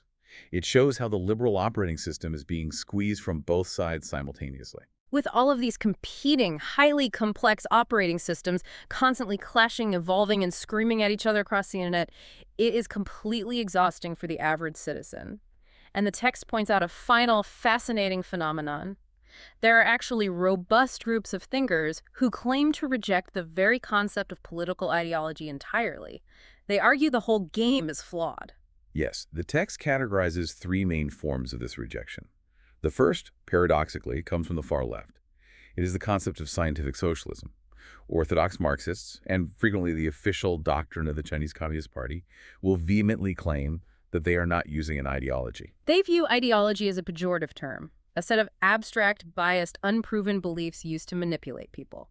They claim their Marxist framework is not a belief system, but rather a hard, empirical, historically inevitable, and objective social science. We aren't ideological, we are just following the objective science. That is a rhetorical defense mechanism we hear applied to countless policies today. What is the second form of rejection? The second is known as Burkeanism, named after the 18th century British thinker Edmund Burke, and later refined by philosophers like Michael Oakeshott. Their rejection of ideology is rooted in a deep, profound skepticism of human intellect. They argue that human reason is deeply flawed, inherently limited, and prone to catastrophic arrogance. They believe that political ideologies like Marxism or even pure libertarianism are way too abstract. You cannot simply sit in a room, draw up a perfect, mathematically logical blueprint for a utopian society on a whiteboard, and force humans to live inside it. If you can't trust logic and you can't trust a blueprint, what is the Burkean solution for organizing society? Prudence, custom, and the incredibly slow, painful lessons of history. Burke argued that if a societal tradition, an institution, or a cultural norm has organically survived for hundreds of years, it probably serves a deep, hidden, complex psychological or social purpose that our limited rational minds might not fully comprehend. Therefore, we should be incredibly cautious about tearing down old structures in the name of progress. We should only tinker at the very edges of society, slowly adapting, rather than redesigning the entire system overnight based on a new theory. And the final rejection of ideology is perhaps the oldest: religious extremism. This framework actively rejects both the empirical science claimed by the Marxists and the slow historical prudence championed by the Burkeans. Religious extremism operates on the premise of strict, unyielding divine revelation. Adherents believe that a literal fundamentalist reading of their specific holy text provides the singular, perfect, and indisputable blueprint for all human society and governance. And the source text makes it abundantly clear that this phenomenon is not isolated to any single faith or region. It points to radical Buddhist extremists in Myanmar who have utilized extreme violence to expel Rohingya Muslims, entirely bypassing secular political debate because they view the minority as a spiritual defilement of a sacred land. It points to the political mechanics of ultra-Orthodox Jewish settlements and, obviously, the Taliban enforcing a strict, brutal theological rule in Afghanistan.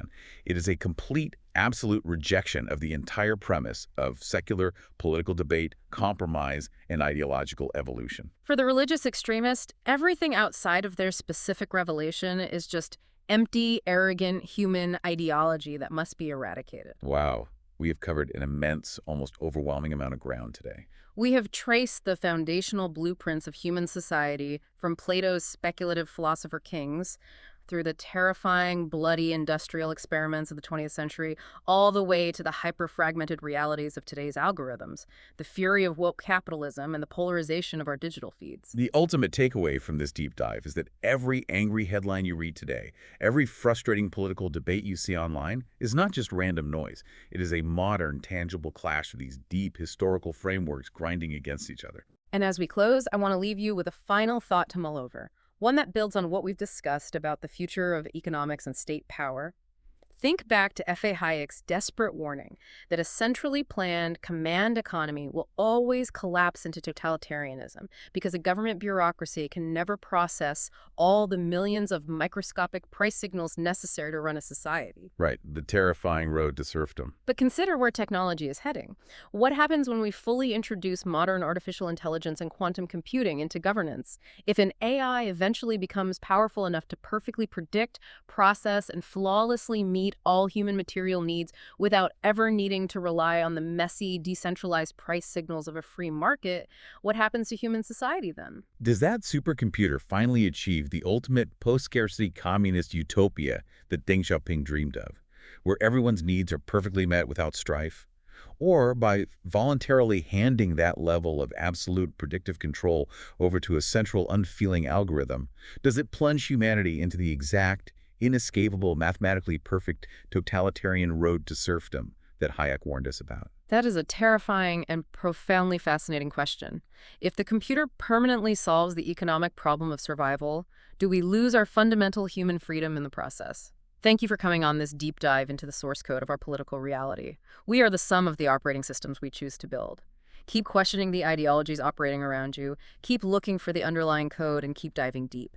So I want you to think of political ideologies as, like, the unseen operating systems that are constantly running in the background of your brain. Oh, I love that analogy. Right. Because every single time you argue about, say, a new tax code or some piece of legislation or even just some politicians screaming on your feed, you are essentially just arguing about an app. Yeah, you're arguing about the software interface, not the actual code. Exactly. But today, we are hacking into the source code itself. We're taking this fascinating document, it's simply titled 4B Political Ideologies, and we're going to extract the core DNA of the political systems that literally shape the world you live in. Because if you don't understand that underlying code, the actual output on the screen, I mean, the daily political chaos across the globe, it just looks completely incomprehensible, just random noise. It really is. And by the time we finish this deep dive, the secret and honestly often entirely contradictory history behind the political labels you hear thrown around every single day is going to be cracked wide open. It is. But before we start decompiling this code, I do need to establish a really firm boundary for you, the listener. Oh, yeah, the disclaimer. Very necessary here. Extremely necessary. The source text we are dissecting today deals with intensely charged, real-world political ideologies spanning the entire spectrum, from the far left to the far right. And people get very, very heated about this stuff. They do. So we're going to remain strictly impartial here. We are not endorsing any political viewpoint at all. We're simply acting as guides to dissect the factual, historical, and theoretical claims that are actually presented in the material. Right. We are examining the mechanics of the engine, not, telling you where to drive the car. Precisely. Okay, let's unpack this.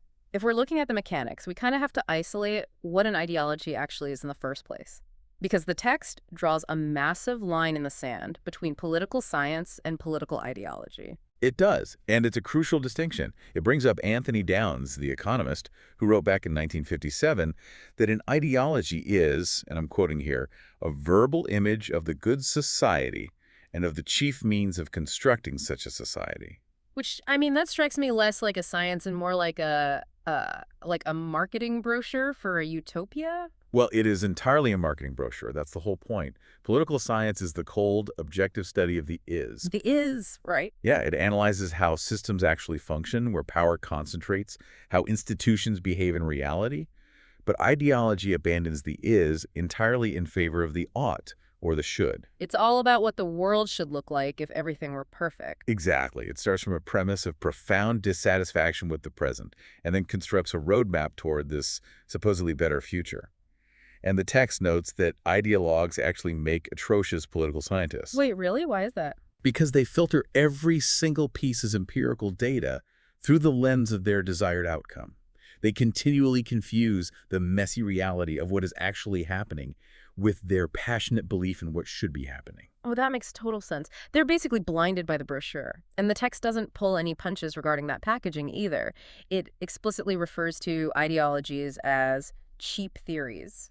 Which sounds like an insult at first. Right. I initially read that as this huge insult to the foundational philosophers, but if you look at the actual mechanics of a mass movement, it makes total sense. How so? Well, you can't mobilize 10 million people to, storm a barricade by handing them a dense 1,000-page metaphysical treatise by Hegel. No, nobody's reading that on the way to the revolution. Exactly. You have to strip out all the nuance, slap a catchy emotional interface on it, and sell it to the masses. The philosophers are the software developers writing all this complex back-end logic, but the ideologues are the marketing department. They have to warp those features to actually make a sale. That is a perfect way to look at it. And the marketing department is an absolute necessity because, as the text argues quite starkly, pure pragmatism does not inspire human sacrifice. Yeah, pragmatism is boring. It is. Calm, rational calculation doesn't convince people to fight, freeze, or die for a cause. The text uses Muslim jihadis as a modern example, but also looks historically. Right, because Americans, for instance, we really pride ourselves on this, roll up our sleeves and fix it kind of pragmatism, valuing what works over grand theory. We do. But the text warns that this cultural pragmatism actually creates a massive blind spot for us. It makes it incredibly difficult for Americans to comprehend the terrifying, energizing power of ideology in the rest of the world. I do have to push back slightly on that American pragmatism blind spot, though. Oh, go ahead. Because if pure pragmatism ruled, the American Revolution never happens. I mean, you don't take a ragtag militia of farmers and pit them against the most advanced, heavily armed professional military empire on the planet based on a pragmatic cost-benefit analysis. That's a very fair point. Right. The British and the Hessian mercenaries, they were fighting for a paycheck. That is a purely pragmatic motivation. But the Americans were fueled by this intoxicating ideology of John Locke and Thomas Paine. It was the ideological cheap theory of unalienable rights that kept them freezing at Valley Forge. That historical context is crucial, yes. We were intensely ideological at our founding. But the danger arises when that verbal image of the good society collides with the deeply flawed reality of human nature. Which it always does. Always. The text issues a massive warning label right here. Ideologies never function precisely the way their architects intend. Every single ideology requires a lethal dose of wishful thinking. They assume humans are perfectible. Exactly. They assume a level of human perfectibility that simply does not exist. Which creates this really fascinating psychological defense mechanism. When the classic liberalism of Adam Smith eventually produces grotesque wealth inequality, or when a communist utopia devolves into this brutal, starving tyranny, the true believers never blame the defective source code. They always blame user error. They claim political rivals thwarted the implementation, or, the leaders just weren't pure enough. It becomes a closed, completely unfalsifiable loop. The ideology cannot fail. It can only be failed by flawed people. Wow. Yeah. And to understand how these rival loops organize themselves into the factions we recognize today, we actually have to look at the physical architecture of a very specific room in 1789. Oh, this part. Yes, this detail blew my mind. The terms left wing and right wing, we use them as totally abstract concepts now, but they originated as a literal seating chart. Literally. Two politicians screaming at each other on a cable news channel today are unconsciously reenacting the floor plan of the French National Assembly during the Revolution. It's crazy. It really is. The political atmosphere back then was so volatile, and the delegates were so prone to actual physical violence against each other, that they had to be segregated into a semicircular chamber based on their views. Just to keep them from fighting. Right. So on the speaker's right sat the conservatives. These were the people who favored preserving the monarchy and the traditional order. Okay, so the right side is preservation. Yes. And on the speaker's left sat the radicals, the ones who wanted to violently sweep away the entire system and build a brand new republic founded on equality. And the moderates? The moderates, who were just hoping to avoid extreme bloodshed, sat right in the center. So the right inherently represents preservation and order, while the left inherently represents upheaval and egalitarian change. Exactly. But to grasp the actual substance of what those sides are fighting over in the modern era, the text points us to 1776, what Yale's Frederick Watkins called year one of the age of ideology. And not because of the Declaration of Independence, notably. Right. Not because of America, but because a Scottish philosopher named Adam Smith published The Wealth of Nations. And this is where the terminology is going to completely short-circuit the modern listener's brain. Oh, absolutely. But we have to define the world Adam Smith was reacting against to understand his blueprint. The status quo of the time. Right. The prevailing economic doctrine of the 18th century was called mercantilism. Under mercantilism, a nation's wealth was measured strictly by the volume of gold and silver bullion locked in its treasury. Like a dragon hoarding treasure. Literally like dragons. Hmm. Nations heavily supervised their economies, utilizing massive monopolies, aggressive tariffs, strict subsidies, all just to maximize exports and minimize imports. So the Spanish Empire looting galleons of gold from the New World, that is the ultimate mercantilist fantasy. Exactly. But Smith looks at Spain, realizes they are actually suffering from massive inflation and economic stagnation despite all that stolen gold, and he completely rewrites the equation. He flips the script. He argues that a nation's wealth isn't the gold in the vault, it's the actual productive capacity of its citizens, the goods and services they generate. And his mechanism for maximizing that production was pretty radical for the time. He basically tells the king to completely abandon the economy. Laissez-faire. Leave it alone. Leave it alone. Smith diagnosed government interference as the primary retardant to economic growth. He said, look, if the state grants an exclusive monopoly to a favored corporation, competition just vanishes. Right. And without competition, there's no reason to try hard. Exactly. The corporation has zero incentive to innovate, improve quality, or lower prices. The whole economy stagnates just to protect the established elite. But the counter-argument to that seems so obvious, though.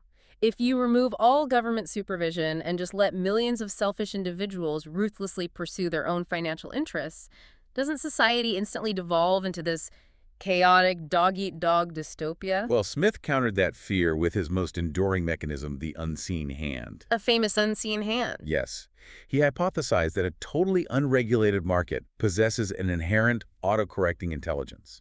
It naturally channels individual selfishness into collective benefit. How does that actually work in his mind? Think of a baker. If a baker selfishly wants to get rich, he can't just make garbage. He must produce bread that consumers actually want and at a price they're willing to pay. Because if he charges too much, Another selfish baker will just undercut his price to steal his customers. so the consumer ultimately benefits from the warfare between the greedy bakers. It's a very elegant system. Very elegant. And the text identifies this specific blueprint: minimal government, unregulated free markets, individual enterprise as classic liberalism, rooted in the Latin word liber, meaning free. Because the society is literally liberated from the crown's economic meddling. Right. Thomas Jefferson captures the vibe perfectly when he said, "That government is best that governs least." But here is the massive paradox for you listening right now. The big terminology flip. Yeah.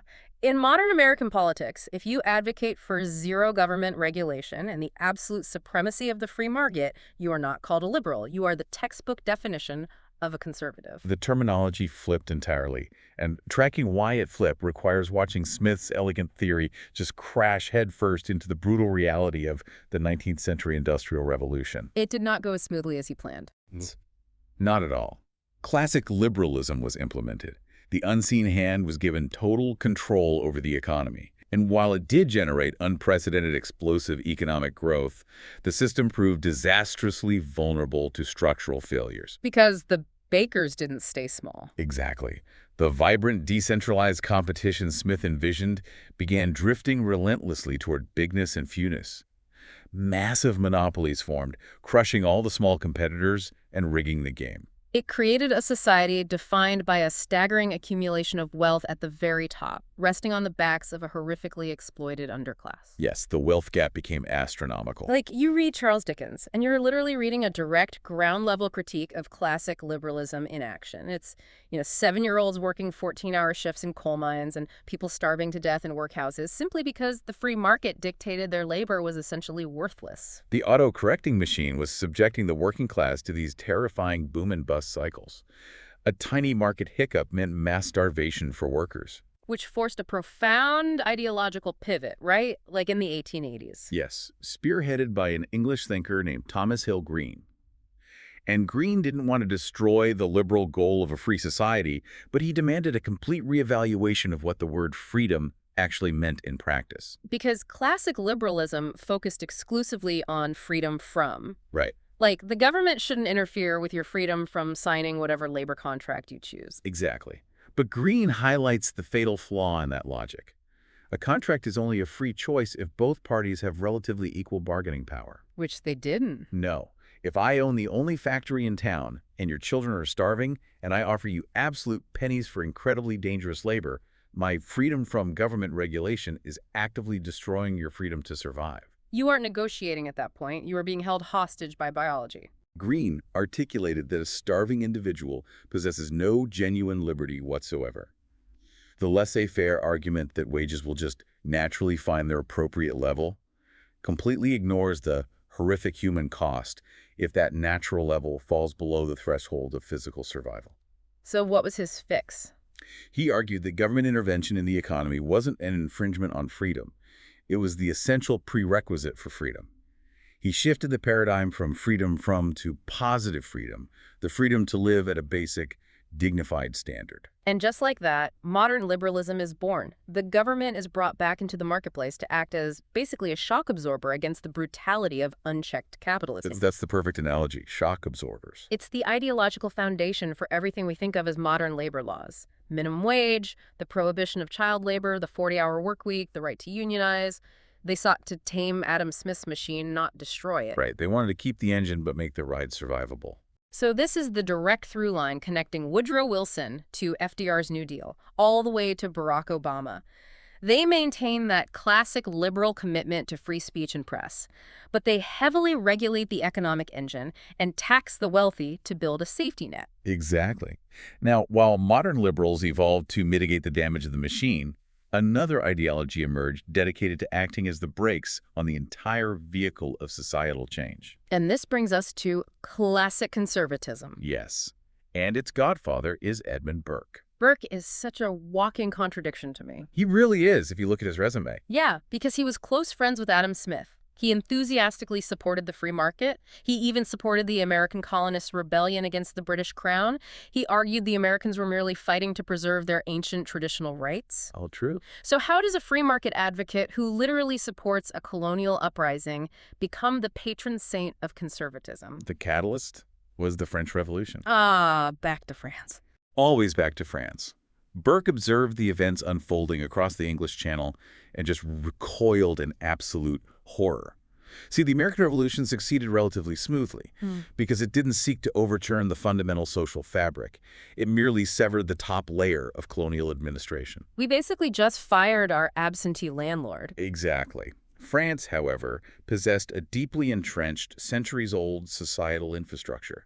They had a powerful aristocracy and a pervasive Roman Catholic Church. And the French revolutionaries, they were fueled by the intoxicating rhetoric of Rousseau. They didn't just want to tweak that system. They believed human reason was supreme. Yes, the cult of reason. Right. So therefore, all these ancient, irrational institutions needed to be violently dismantled and replaced with a pristine, rationally designed utopia starting from year zero. And that is where Burke steps in with his monumental insight, the core DNA of all conservative thought.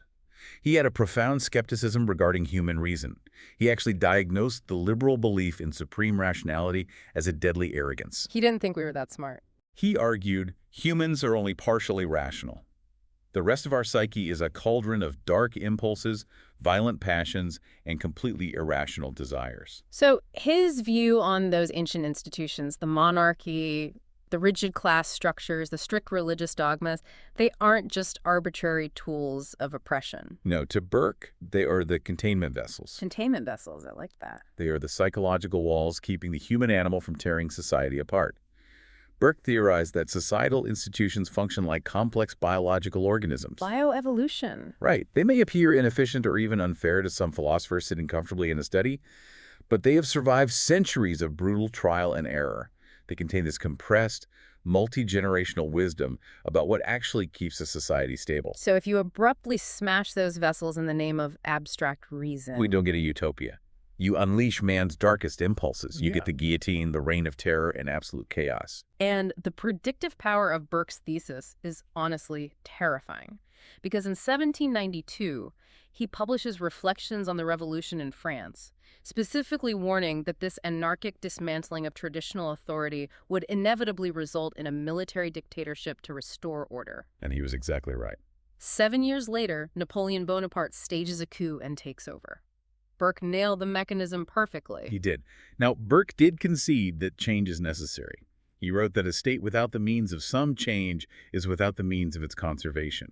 But he insisted it must be painstakingly gradual, organic, and deeply respectful of tradition. Which brings us to the really fascinating, somewhat contradictory synthesis of modern conservatism in America. Yes, the awkward marriage. Because in Europe, the people who remain religiously devoted to Adam Smith's original unregulated laissez-faire capitalism are still called liberals or neoliberals.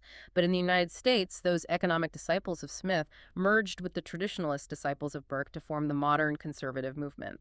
The text credits the Nobel laureate Milton Friedman with really injecting Smith's pure free market fundamentalism back into the conservative mainstream in the 1960s, which Margaret Thatcher and Ronald Reagan then fully weaponized in the 1980s. But putting Burke and Friedman in the same ideological bucket creates intense friction, doesn't it? Massive friction. Because Burke fears disruption, he reveres tradition, and he thinks humans are wildly irrational. But Friedman worships the free market, which is arguably the most disruptive, tradition-destroying, hyper-rational mechanism ever created. It is an incredibly fragile marriage. They demand Friedman's unfettered economic liberty, deregulation, massive tax cuts, privatization, while simultaneously demanding Burke's traditional moral guardrails. Like putting prayer in schools or opposing same-sex marriage and leaning heavily on religious authority to constrain personal behavior. Exactly. And the text points out that when modern conservatives elevate the free market from just an economic tool to an infallible religious dogma, they invite disaster. It explicitly cites Alan Greenspan here. Yes. The chair of the Federal Reserve leading up to the 2008 crash, he was a market fundamentalist. He operated on the absolute ideological certainty that massive financial institutions were simply far too rational to ever engage in behavior that would destroy their own wealth. So he completely ignored Burke's warning about irrational human behavior. He did. He trusted Friedman's model of the perfectly self-correcting market, and he refused to heavily regulate the booming housing sector, believing the banks would just autocorrect. And the result was the 2008 global financial meltdown. The ideology literally blinded the regulator to the reality of the impending crash. It did. So we have the liberals trying to install shock absorbers on the capitalist machine, and the conservatives trying to keep the engine running hot while strengthening the traditional guardrails. But as the 19th century progressed and that horrific poverty of the industrial underclass deepened, a new faction looked at the machine and decided shock absorbers were entirely useless. The engine itself was inherently evil. Exactly. It couldn't be reformed. It had to be destroyed. So we arrive at the radical fork in the road: socialism and communism. And standing right at the center of this divergence is Karl Marx. 1848, he publishes the Communist Manifesto. Yes, and it is vital to understand that Marx operated far more as a passionate, fiery promoter of revolution than a detached academic. He possessed a deep, visceral hatred for the bourgeoisie, the capitalist class, long before he ever constructed his elaborate, multi-volume economic theories in Capital to try and prove their inevitable doom. He viewed the entirety of human history through one single, uncompromising lens: class struggle. But what strikes me is how he actually mapped out the future. He didn't just say, hey, let's overthrow the rich. He predicted a very specific sequence of historical inevitability. He did. Marx theorized that capitalism's relentless drive for profit would inherently force factory owners to exploit workers, the proletariat, more and more severely. Until they snapped. Exactly. Eventually, this exploitation would become intolerable, triggering a spontaneous, violent uprising by the working class. This revolution would destroy the capitalist state and usher in the transitional phase: socialism. And the text notes that under Marx's definition of socialism, the society becomes highly productive and just, with the state taking over the means of production to eliminate class divisions. But that was merely a stepping stone, right? Just a transitional phase. As industrial efficiency skyrocketed under this new cooperative model, goods would become so overwhelmingly plentiful that society would naturally evolve into its final perfect form: communism. In this theoretical communist utopia, the whole concept of scarcity just vanishes. People would simply take whatever they needed from the communal abundance. And with the abolition of private property, the root cause of theft and crime evaporates, which eliminates the need for police. Wait, so no police, no government at all? Right, because Marx rigidly defined the government as nothing more than a weapon used by one class to oppress another. A classless society meant the state itself would simply wither away. That's wild. No police, no money, no government. It's basically a post-scarcity sci-fi utopia. It sounds great on paper. But here is the catastrophic bug in Marx's code. He wrote thousands upon thousands of pages obsessively diagnosing the malfunctions of capitalism. He detailed exactly why the old system had to die. But he provided almost zero documentation on how the new system was actually supposed to operate. He left the blueprints for the socialist economy almost entirely blank. That vagueness is arguably one of the most lethal voids in political history. Because Marx failed to define the operational mechanics of socialism, it acted like an open-source operating system with absolutely no user interface. Right. Any revolutionary could download the Marxist code, build a horrific, totalitarian nightmare, and legitimately claim this is exactly what Marx intended. And that's exactly what happened. The movement almost immediately fractured into bitterly opposed camps attempting to fill that void. So the first major splinter occurs right around the turn of the 20th century in Germany, giving birth to social democracy. Yes. The German Marxist Party, the SPD, was actually winning at the time. They were organizing massive labor unions, striking successfully for better wages, and winning seats in the parliament. And a thinker named Edward Bernstein looks at this empirical data and does the unthinkable. He tells the orthodox Marxists that Marx was wrong. Blasphemy. Absolute blasphemy. In 1901, Bernstein publishes Evolutionary Socialism. He observed that the working class wasn't sinking into the inevitable desperate misery Marx predicted. They were actually utilizing the democratic system to incrementally improve their lives. So Bernstein argued that the violent, bloody collapse of capitalism wasn't just unnecessary, it was counterproductive. Exactly. The goals of socialism could be achieved peacefully through legislation. The working class could literally vote themselves a better society. Ballots instead of bullets. The orthodox Marxists despised him for this. They labeled him a revisionist. But Bernstein's patch to the OS ultimately won out in Western Europe. Right. After World War II, the social democratic parties in countries like Sweden and Denmark dropped the revolutionary rhetoric entirely and abandoned the core Marxist tenet of state-owned industry. And this is a vital clarification regarding modern terminology that we really need to emphasize. When Americans debate socialism today, they're almost always conflating vastly different systems. Oh, constantly. Modern European social democracies are definitively not Marxist command economies. The Swedish government doesn't own the Volvo factories. They rely on a vibrant, private, free market capitalist engine to generate all that wealth. What makes them socialist in the modern vernacular is what they do with that wealth after it's generated. Yes. They use massive taxation, sometimes capturing up to 50% of the entire gross domestic product to fund an all-encompassing welfare state. Universal health care, heavily subsidized housing, free university education, generous pensions. They didn't destroy Adam Smith's wealth-generating machine. They just attached a massive state-run redistribution mechanism to the exhaust pipe. The text suggests a far more accurate label for this system is welfarism. And it highlights that the left wing of the modern American Democratic Party figures like Bernie Sanders or Elizabeth Warren are ideologically aligned with Bernstein's welfarism, not orthodox Marxism. Right, they are arguing for heavy taxation and expansive social safety nets, not the violent expropriation of private industry. It's a huge difference. Massive. But while Bernstein was peacefully reforming the code in Germany, a Russian intellectual named Vladimir Lenin was stranded in exile, staring at a massive theoretical roadblock. Marx's geography problem. Exactly. Marx predicted the revolution would inevitably spark in the most advanced industrialized capitalist nations, places like Britain or Germany.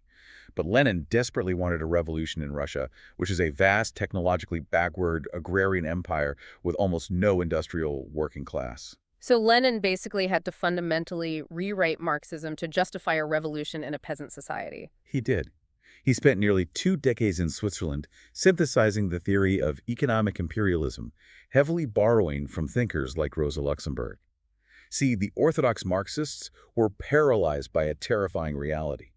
Capitalism wasn't collapsing. The European workers weren't revolting. Their living standards were actually slowly improving.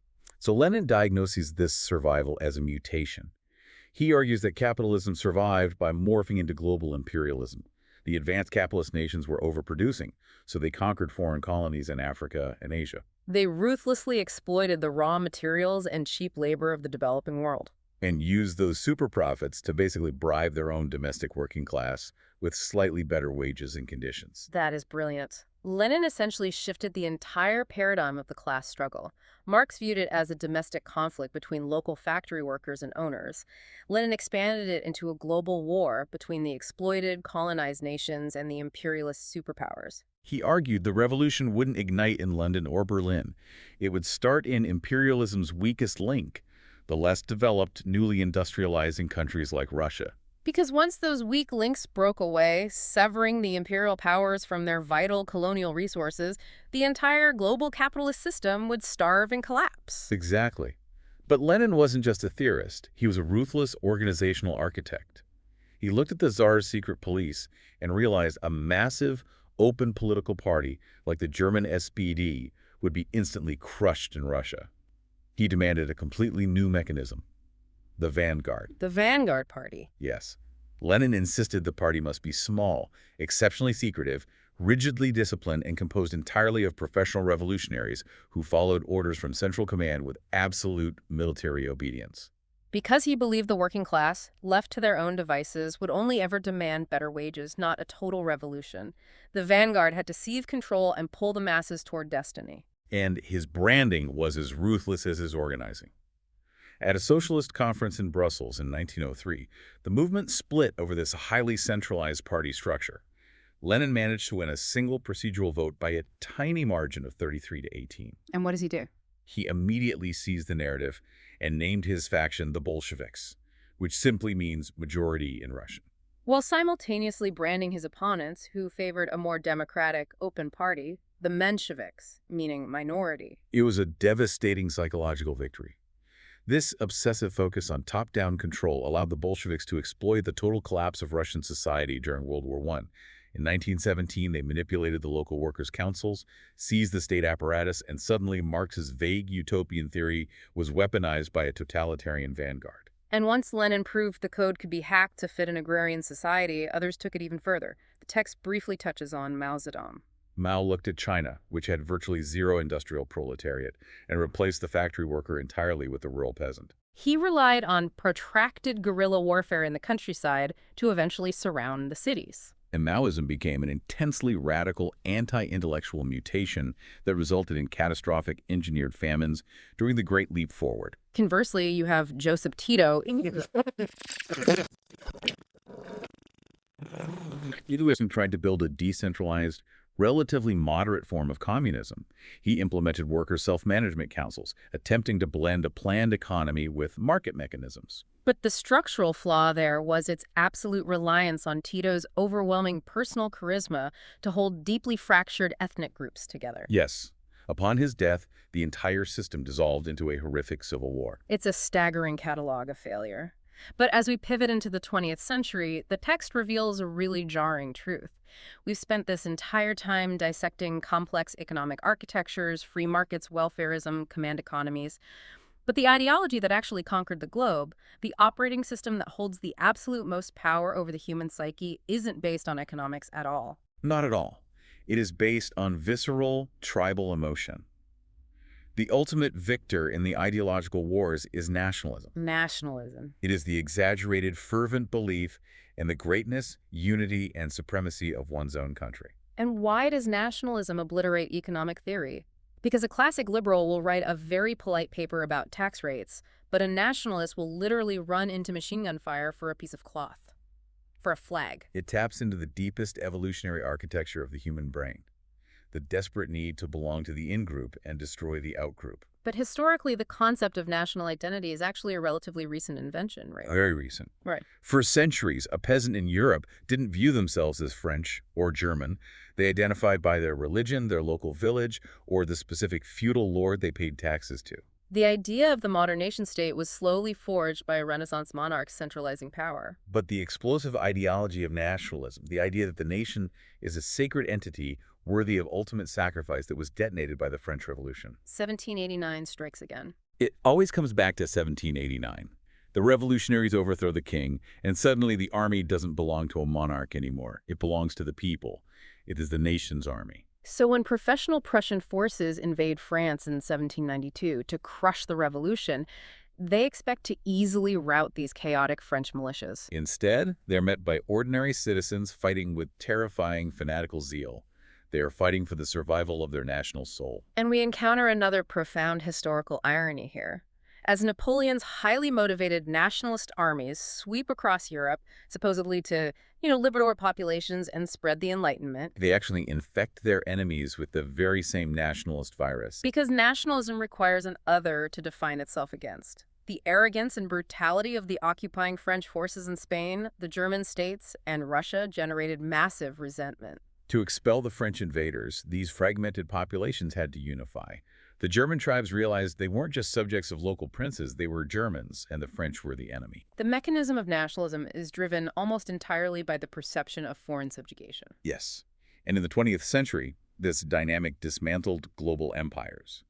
Indian nationalism crystallized in opposition to British colonial rule. Algerian nationalism ignited against the French. The core moral tenet of the ideology asserts that it is inherently wrong to be governed by outsiders, regardless of the economic consequences. Which perfectly explains why nationalism is perfectly willing to destroy its own economy to maintain ideological purity. A country desperately needing foreign investment and global trade will gladly build massive tariffs and close its borders, declaring, "We won't let foreigners control us, even if it means their own citizens starve." The emotion overrides the spreadsheet every time. And the text notes this isn't just about massive nation-states. It fuels intense regional nationalism today. The Quebecois in Canada, the Basques in Spain, the Tibetans in China. They feel they are distinct nations trapped inside the arbitrary borders of an alien state. But the text also forces us to examine the darkest, most destructive mutation of this ideology. What happens when the intoxicating unity of nationalism is combined with a fetish for military discipline, a hatred of democracy, and a manufactured racial superiority? You get fascism. We really need to define the mechanics of fascism with clinical precision because the term has been diluted into just a generic insult for any politician someone dislikes. According to the historical blueprints, what exactly is it? Fascism is a product of the profound psychological and economic devastation following World War I. It was birthed by Benito Mussolini in Italy. Mussolini was originally a socialist journalist, but the war transformed him into a rabid nationalist. Post-war Italy was paralyzed by democratic gridlock, violent strikes, and the looming threat of a communist revolution. And the middle and upper classes were absolutely terrified of a Marxist takeover. Mussolini exploits that fear perfectly. He gathers a paramilitary force of disillusioned veterans in black shirts. They despise the messy, endless debating of parliament. They demand action, violence, and absolute centralized authority. The ideology is actually named after the fasces, an ancient Roman symbol consisting of a bundle of wooden rods tightly bound around an axe. The metaphor is explicit. Very explicit. A single rod is easily broken, but a population bound tightly together under the absolute authority of the state is indestructible. Fascism worships the state as the ultimate manifestation of human destiny. Everything must exist within the state. Nothing can exist outside of it. In 1922, under the threat of a violent march on Rome, the Italian king completely caves and appoints Mussolini prime minister. Mussolini swiftly dismantles the democracy, suppresses all opposition, and assumes dictatorial control as il duce. And the terrifying part is that initially the West looked at Italy and applauded. Chaotic strikes ended, massive infrastructure projects were completed, the trains ran on time. But it was an illusion built on corruption and crushing debt. Yes. And when the global economy imploded in 1929, desperate populations started viewing Mussolini's authoritarianism as the solution to capitalist failure, which directly sets the stage for Adolf Hitler. Hitler completely lifts Mussolini's organizational blueprint, basically just replacing the black shirts with brown shirts. But he injects a uniquely horrific, weaponized element into the code: biological racism. Hitler exploited deep-seated, latent anti-Semitism and pseudoscientific race theories. He didn't just argue for the greatness of the German nation, he argued for the biological supremacy of the Aryan race. Despite the factual reality, as the text points out, that the German population is an incredibly mixed, heterogeneous genealogy. But the ideology doesn't care about biological data. It needs a narrative of victimhood to justify its violence. So Hitler constructed a paranoid conspiracy theory. The superior Aryan race was being actively stabbed in the back and subjugated by an unholy alliance of Judaism, international finance, and Soviet communism. This racist paranoia was the direct operational mechanism that resulted in the Holocaust. The ideology dictated that the nation could only be purified by exterminating the other. And the text asks a really vital, unsettling question. Was Hitler simply a madman? The chilling conclusion is that madness fails to explain how millions of ordinary, educated Germans enthusiastically embraced his worldview and executed his policies. It demonstrates the terrifying capacity of extreme nationalism to normalize atrocities. The text also dissects the fake socialism of the Nazi Party, the National Socialist German Workers' Party, because they weren't socialists in the Marxist sense at all. No, they had absolutely no intention of creating an egalitarian, classless society. Hitler utilized state control of the economy, providing jobs and welfare to the working class purely to militarize the society. The entire economy was ruthlessly coordinated toward a single goal: waging a war of conquest to acquire Lebensraum, or living space, for the master race in Eastern Europe. Because of this highly specific set of characteristics, the text is very careful to define what is not fascist. For decades, the left labeled Francisco Franco, the dictator of Spain, a fascist. But structurally, he was a traditional authoritarian. The distinction lies in mass mobilization.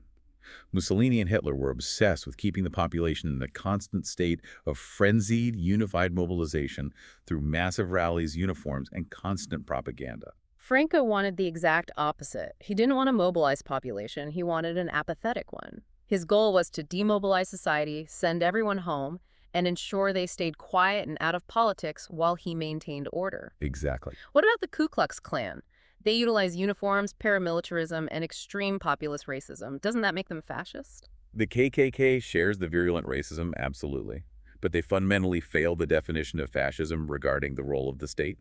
Fascists worship the supreme, centralized tower of the national government.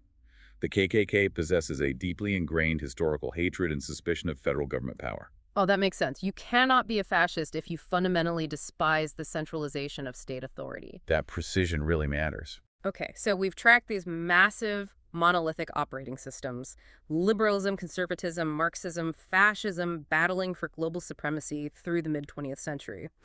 But the text maps out a massive structural shift in the late 20th century. A geopolitical earthquake completely shattered these monolithic blocks, creating the highly fragmented, specialized ideological buffet we are currently eating from. And that earthquake was the systemic exhaustion and ultimate collapse of Soviet communism. I find the mechanism of that collapse endlessly fascinating. Because the Soviet Union wasn't conquered by NATO tanks, it didn't lose a massive apocalyptic war, it simply rotted from the inside out. By the 1980s, the ideological fervor was entirely dead.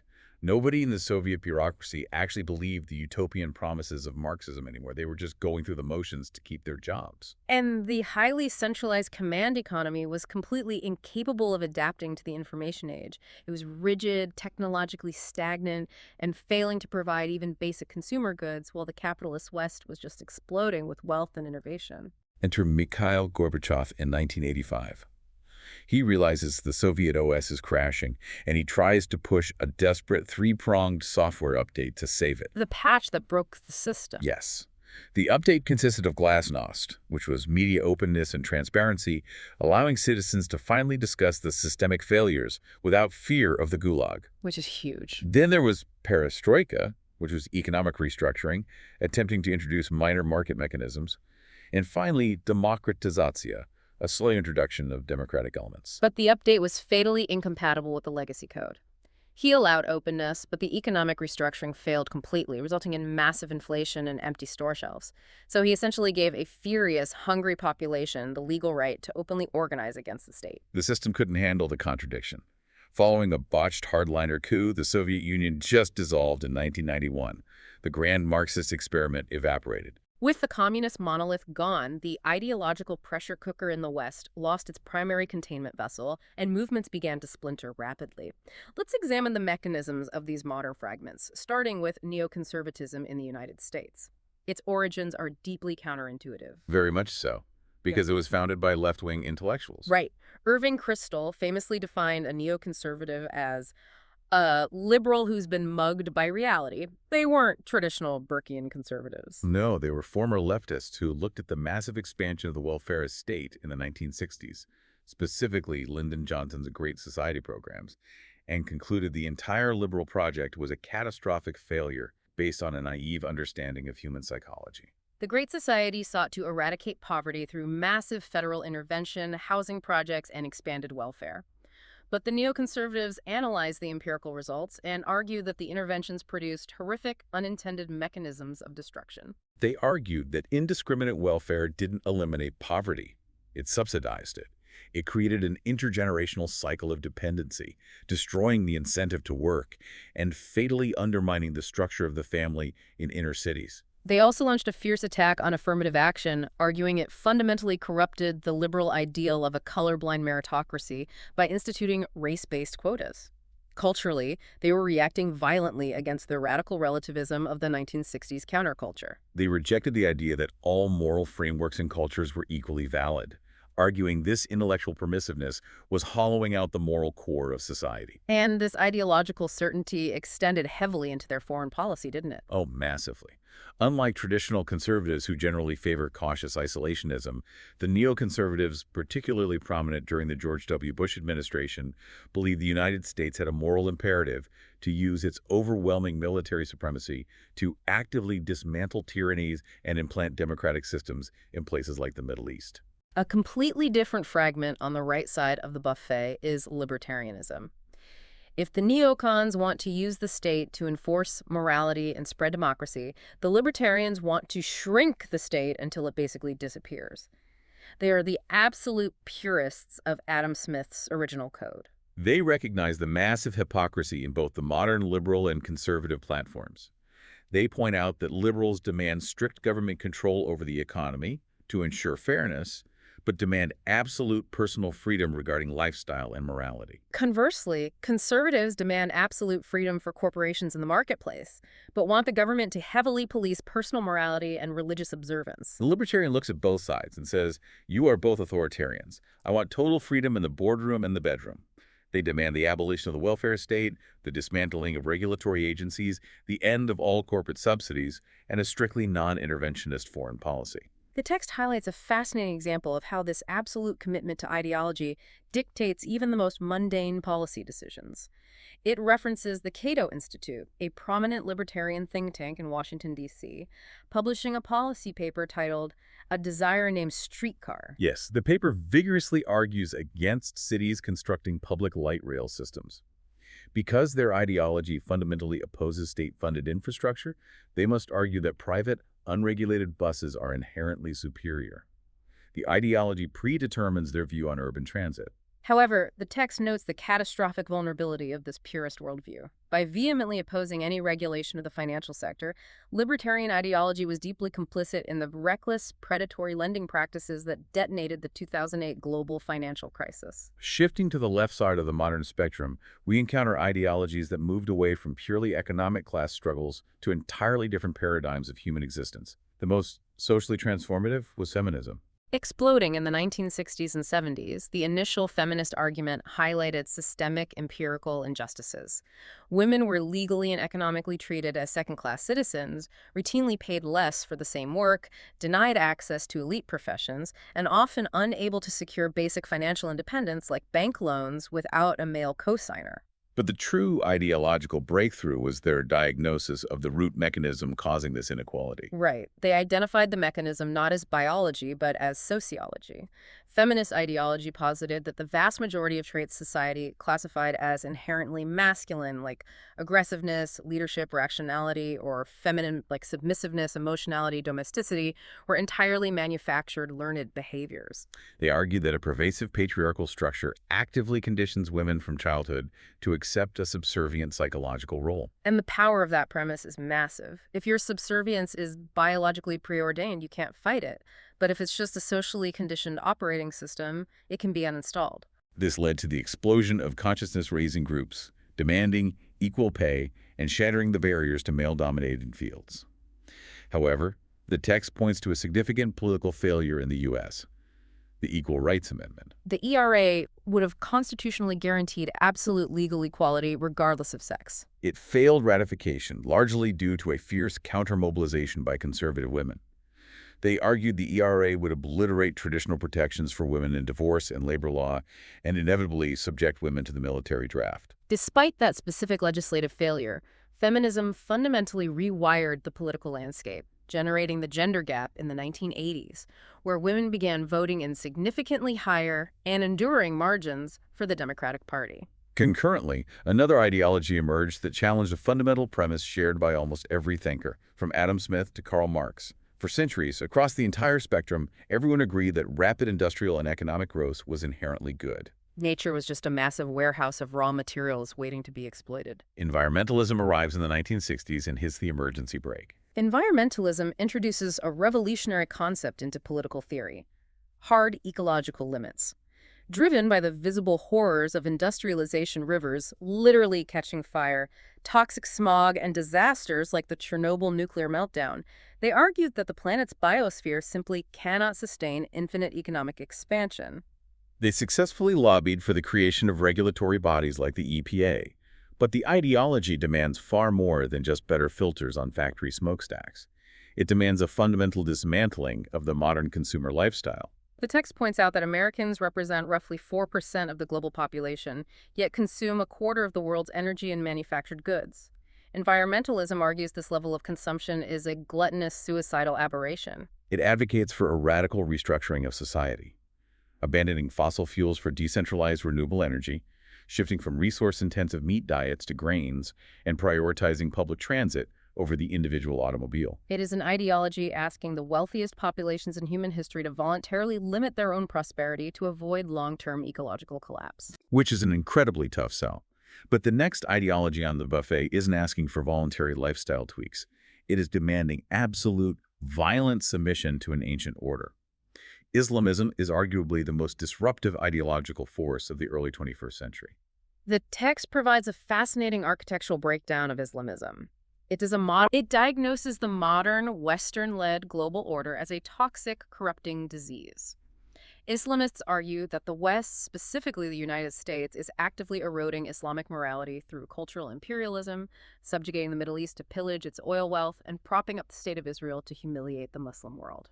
This narrative finds incredibly fertile ground in populations suffering from rapid, destabilizing modernization, chronic youth unemployment, and the suffocating corruption of local Western-backed dictatorships. But here is the critical distinction the text makes regarding the architecture of the state. Western ideologies, from liberalism to welfarism, rely heavily on the separation of church and state. Islamism utterly rejects that division. In their reading of history, the Prophet Muhammad didn't just found a religion, he founded a state, the Ummah, a single, unified community of believers. Therefore, the ultimate ideological goal of groups like Al-Qaeda or ISIS is not the establishment of a strong, independent Iraqi or Syrian nation-state. They view the very concept of the modern nation-state as a Western, idolatrous invention designed to divide Muslims. Their objective is the obliteration of those borders and the resurrection of a single, global, theocratic caliphate governed by strict Sharia law. The fanatical commitment to this vision has driven horrifying acts of global terrorism. However, the text identifies two massive, fatal flaws in the Islamist operating system. First, it is fundamentally fractured by sectarian hatred. The Sunni mainstream, comprising 85% of Muslims, is locked in a bitter, often violent struggle with the Shia minority. An organization like ISIS, which is radically Sunni, expends massive resources hunting and murdering Shias, making true unification of the Ummah impossible. Second, and perhaps more structurally devastating in the long run, Islamism possesses absolutely no functional economic blueprint. Piety and religious fervor do not instruct a government on how to manage a modern central bank, foster technological innovation, or integrate into the global supply chain. When they seize territory, their inability to run a functioning economy and provide basic prosperity inevitably erodes their popular support. Which perfectly transitions us to the final ideological challenger on the board, because this system possesses a terrifyingly effective economic blueprint. The text calls it authoritarian capitalism, and it fundamentally shatters a deeply held Western assumption. For decades, the West believed that if you introduce free market capitalism to a developing nation, the rising middle class will inevitably demand political freedom, eventually resulting in a liberal democracy. Authoritarian capitalism proves that assumption wrong. The primary architect of this model is modern China. After the disastrous, deadly failures of Mao's radical Marxist welfarism, the Chinese Communist Party executed a breathtakingly pragmatic pivot. They abandoned the goal of a classless communist utopia and aggressively embraced market economics to build national wealth and power. But they kept the political architecture of totalitarianism entirely intact. They allow private property, they encourage vicious market competition, and they deeply integrate into global trade. But the entire apparatus is overseen by a single, ruthless political party. A tiny elite, the Standing Committee of the Politburo, holds absolute dictatorial power. There are no opposition parties, no free press, and zero mechanisms for democratic accountability. And their ideological pitch to the developing world is incredibly seductive. It is an argument based purely on efficiency and stability. They point to the West, the United States paralyzed by hyper-partisan gridlock and endless budget crises, Europe economically stagnating and fracturing over immigration, and they argue that liberal democracy is too chaotic, too short-sighted, and too vulnerable to populist whims to manage a modern, complex economy. The authoritarian capitalists say, look at us. We don't have to worry about the next election cycle. Our elite technocrats can calmly design 50-year infrastructure plans, direct billions of dollars in investment through state-owned banks overnight, and execute massive economic shifts without a messy parliament arguing about it. And for decades, generating near double-digit annual growth and pulling hundreds of millions out of poverty, that model looked like the undeniable future.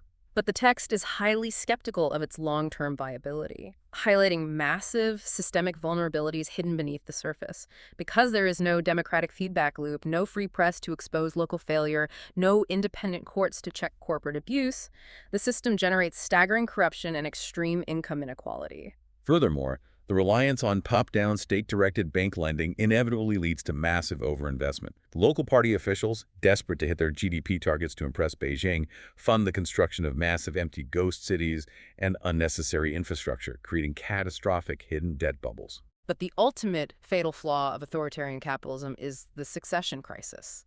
The greatest invention of liberal democracy isn't necessarily the policies it produces. It's the mechanism of the peaceful transfer of power. If the public is furious with the economy, they have a release valve. They can vote the leadership out. In an authoritarian system, there is no release valve. Discontent has nowhere to go but the streets. The text suggests that when the economic growth inevitably slows down, the lack of a legitimate democratic mechanism for changing leadership could cause the entire system to violently fracture, proving it to be just a temporary transitional phase. We have traced the evolution of these operating systems from the 18th century to the present. We've watched classic liberalism build the engine, conservatism attempt to build the guardrails, Marxism try to blow up the factory, fascism militarize the workforce, and modern authoritarianism try to run the factory without letting the workers speak. Which brings us to the final, fascinating philosophical debate raised by the text. Is the era of ideological invention finally over? The end of history debate. The text highlights a couple of prominent thinkers who looked at this exhausting, blood-soaked trajectory and hypothesized that the Grand War of Ideas was basically winding down. Daniel Bell, the Harvard sociologist, kicks this off in 1960 with his concept of the end of ideology. Bill surveyed the post-World War II landscape and observed a stabilizing consensus. The horrific extremes of Stalinism and fascism had deeply discredited radical utopian revolutions. Meanwhile, the capitalist West had successfully integrated the shock absorbers of the welfarist state. Bell argued that the grand existential battles over the fundamental architecture of society were finished. He predicted that future politics would simply be boring, technocratic tinkering, arguing over marginal tax rates or the specific parameters of healthcare funding, rather than fighting over whether private property should exist. But then, Francis Fukuyama drops an intellectual bombshell in 1989. As the Soviet Union is literally crumbling, Fukuyama publishes his famous essay on the end of history. He wasn't suggesting that geopolitical events would cease or that conflict would vanish. He was utilizing the philosophical framework of Hegel. Hegel theorized that human history is a process of ideological evolution, driven by the conflict of opposing ideas, progressing toward a final ultimate state of human organization. Fukuyama looked at the collapse of the Soviet Union and boldly declared the human political and economic evolution had reached its absolute endpoint. Western liberal capitalist democracy was the final form of human government. He argued we had exhausted the alternatives. Fascism destroyed itself in a global war. Communism choked to death on its own economic incompetence. There were no coherent systemic alternatives left to challenge the superiority of democratic capitalism. The grand debate was settled, and Fukuyama famously and somewhat playfully lamented that the future would be a very sad, boring place, filled only with economic calculation rather than heroic ideological struggles. However, the text issues a fierce, definitive rebuttal to Fukuyama. History is absolutely not over, and the operating systems are far from stable. We have just detailed massive, potent ideologies that actively and violently reject the liberal democratic endpoint. Islamism presents a deeply entrenched fanatical challenge to the secular Western model. Authoritarian capitalism in China is actively proving that you can achieve massive economic supremacy while ruthlessly suppressing democratic freedom. And beyond those external threats, look at the internal state of the West. If Fukuyama was right, our domestic politics would be a boring, polite consensus. Instead, the United States is currently experiencing a vicious, polarized ideological civil war. We're not just tinkering with tax rates, we are fighting fundamental foundational battles. Are we a secular republic or a nation defined by Christian tradition? Do we embrace a globalized free market or retreat behind nationalist tariffs? Do we vastly expand the welfare state or dismantle it entirely? The cheap theories are still battling for dominance. The human need for a verbal image of the good society, to rally around, to fight for, and to despise the other over, remains a permanent, explosive fixture of our psychology. So we've gone from a seating chart in a violent French assembly room to the massive, complex ideological buffet we face today. You've seen the blueprints. You understand the original code. When you turn on the news tonight and you hear a politician raging about the economy or borders or morality, you will no longer just hear the surface level noise. You can strip away the marketing, look at the underlying architecture, and recognize whether they are running the code of Adam Smith, Edmund Burke, Edward Bernstein, or a dangerous mix of something far darker. You have the diagnostic tools now. Exactly. But I want to leave you, the listener, with a challenge. It's incredibly easy to use this knowledge externally to sit back and analytically dissect the flawed ideologies of the politicians you hate or the family members you argue with. But take a moment and turn the diagnostic tool inward. Look in the mirror. When you feel a flash of absolute undeniable certainty about a political issue, where is that certainty coming from? Is it Edmund Burke's deep-seated fear of chaotic change whispering in your ear? Is it T.H. Green's demand for positive freedom dictating your morality? Is it a latent, unexamined spark of visceral nationalism? Because until you have the courage to isolate and examine the invisible assumptions running in the background of your own mind, you're merely executing a script written by a philosopher centuries ago.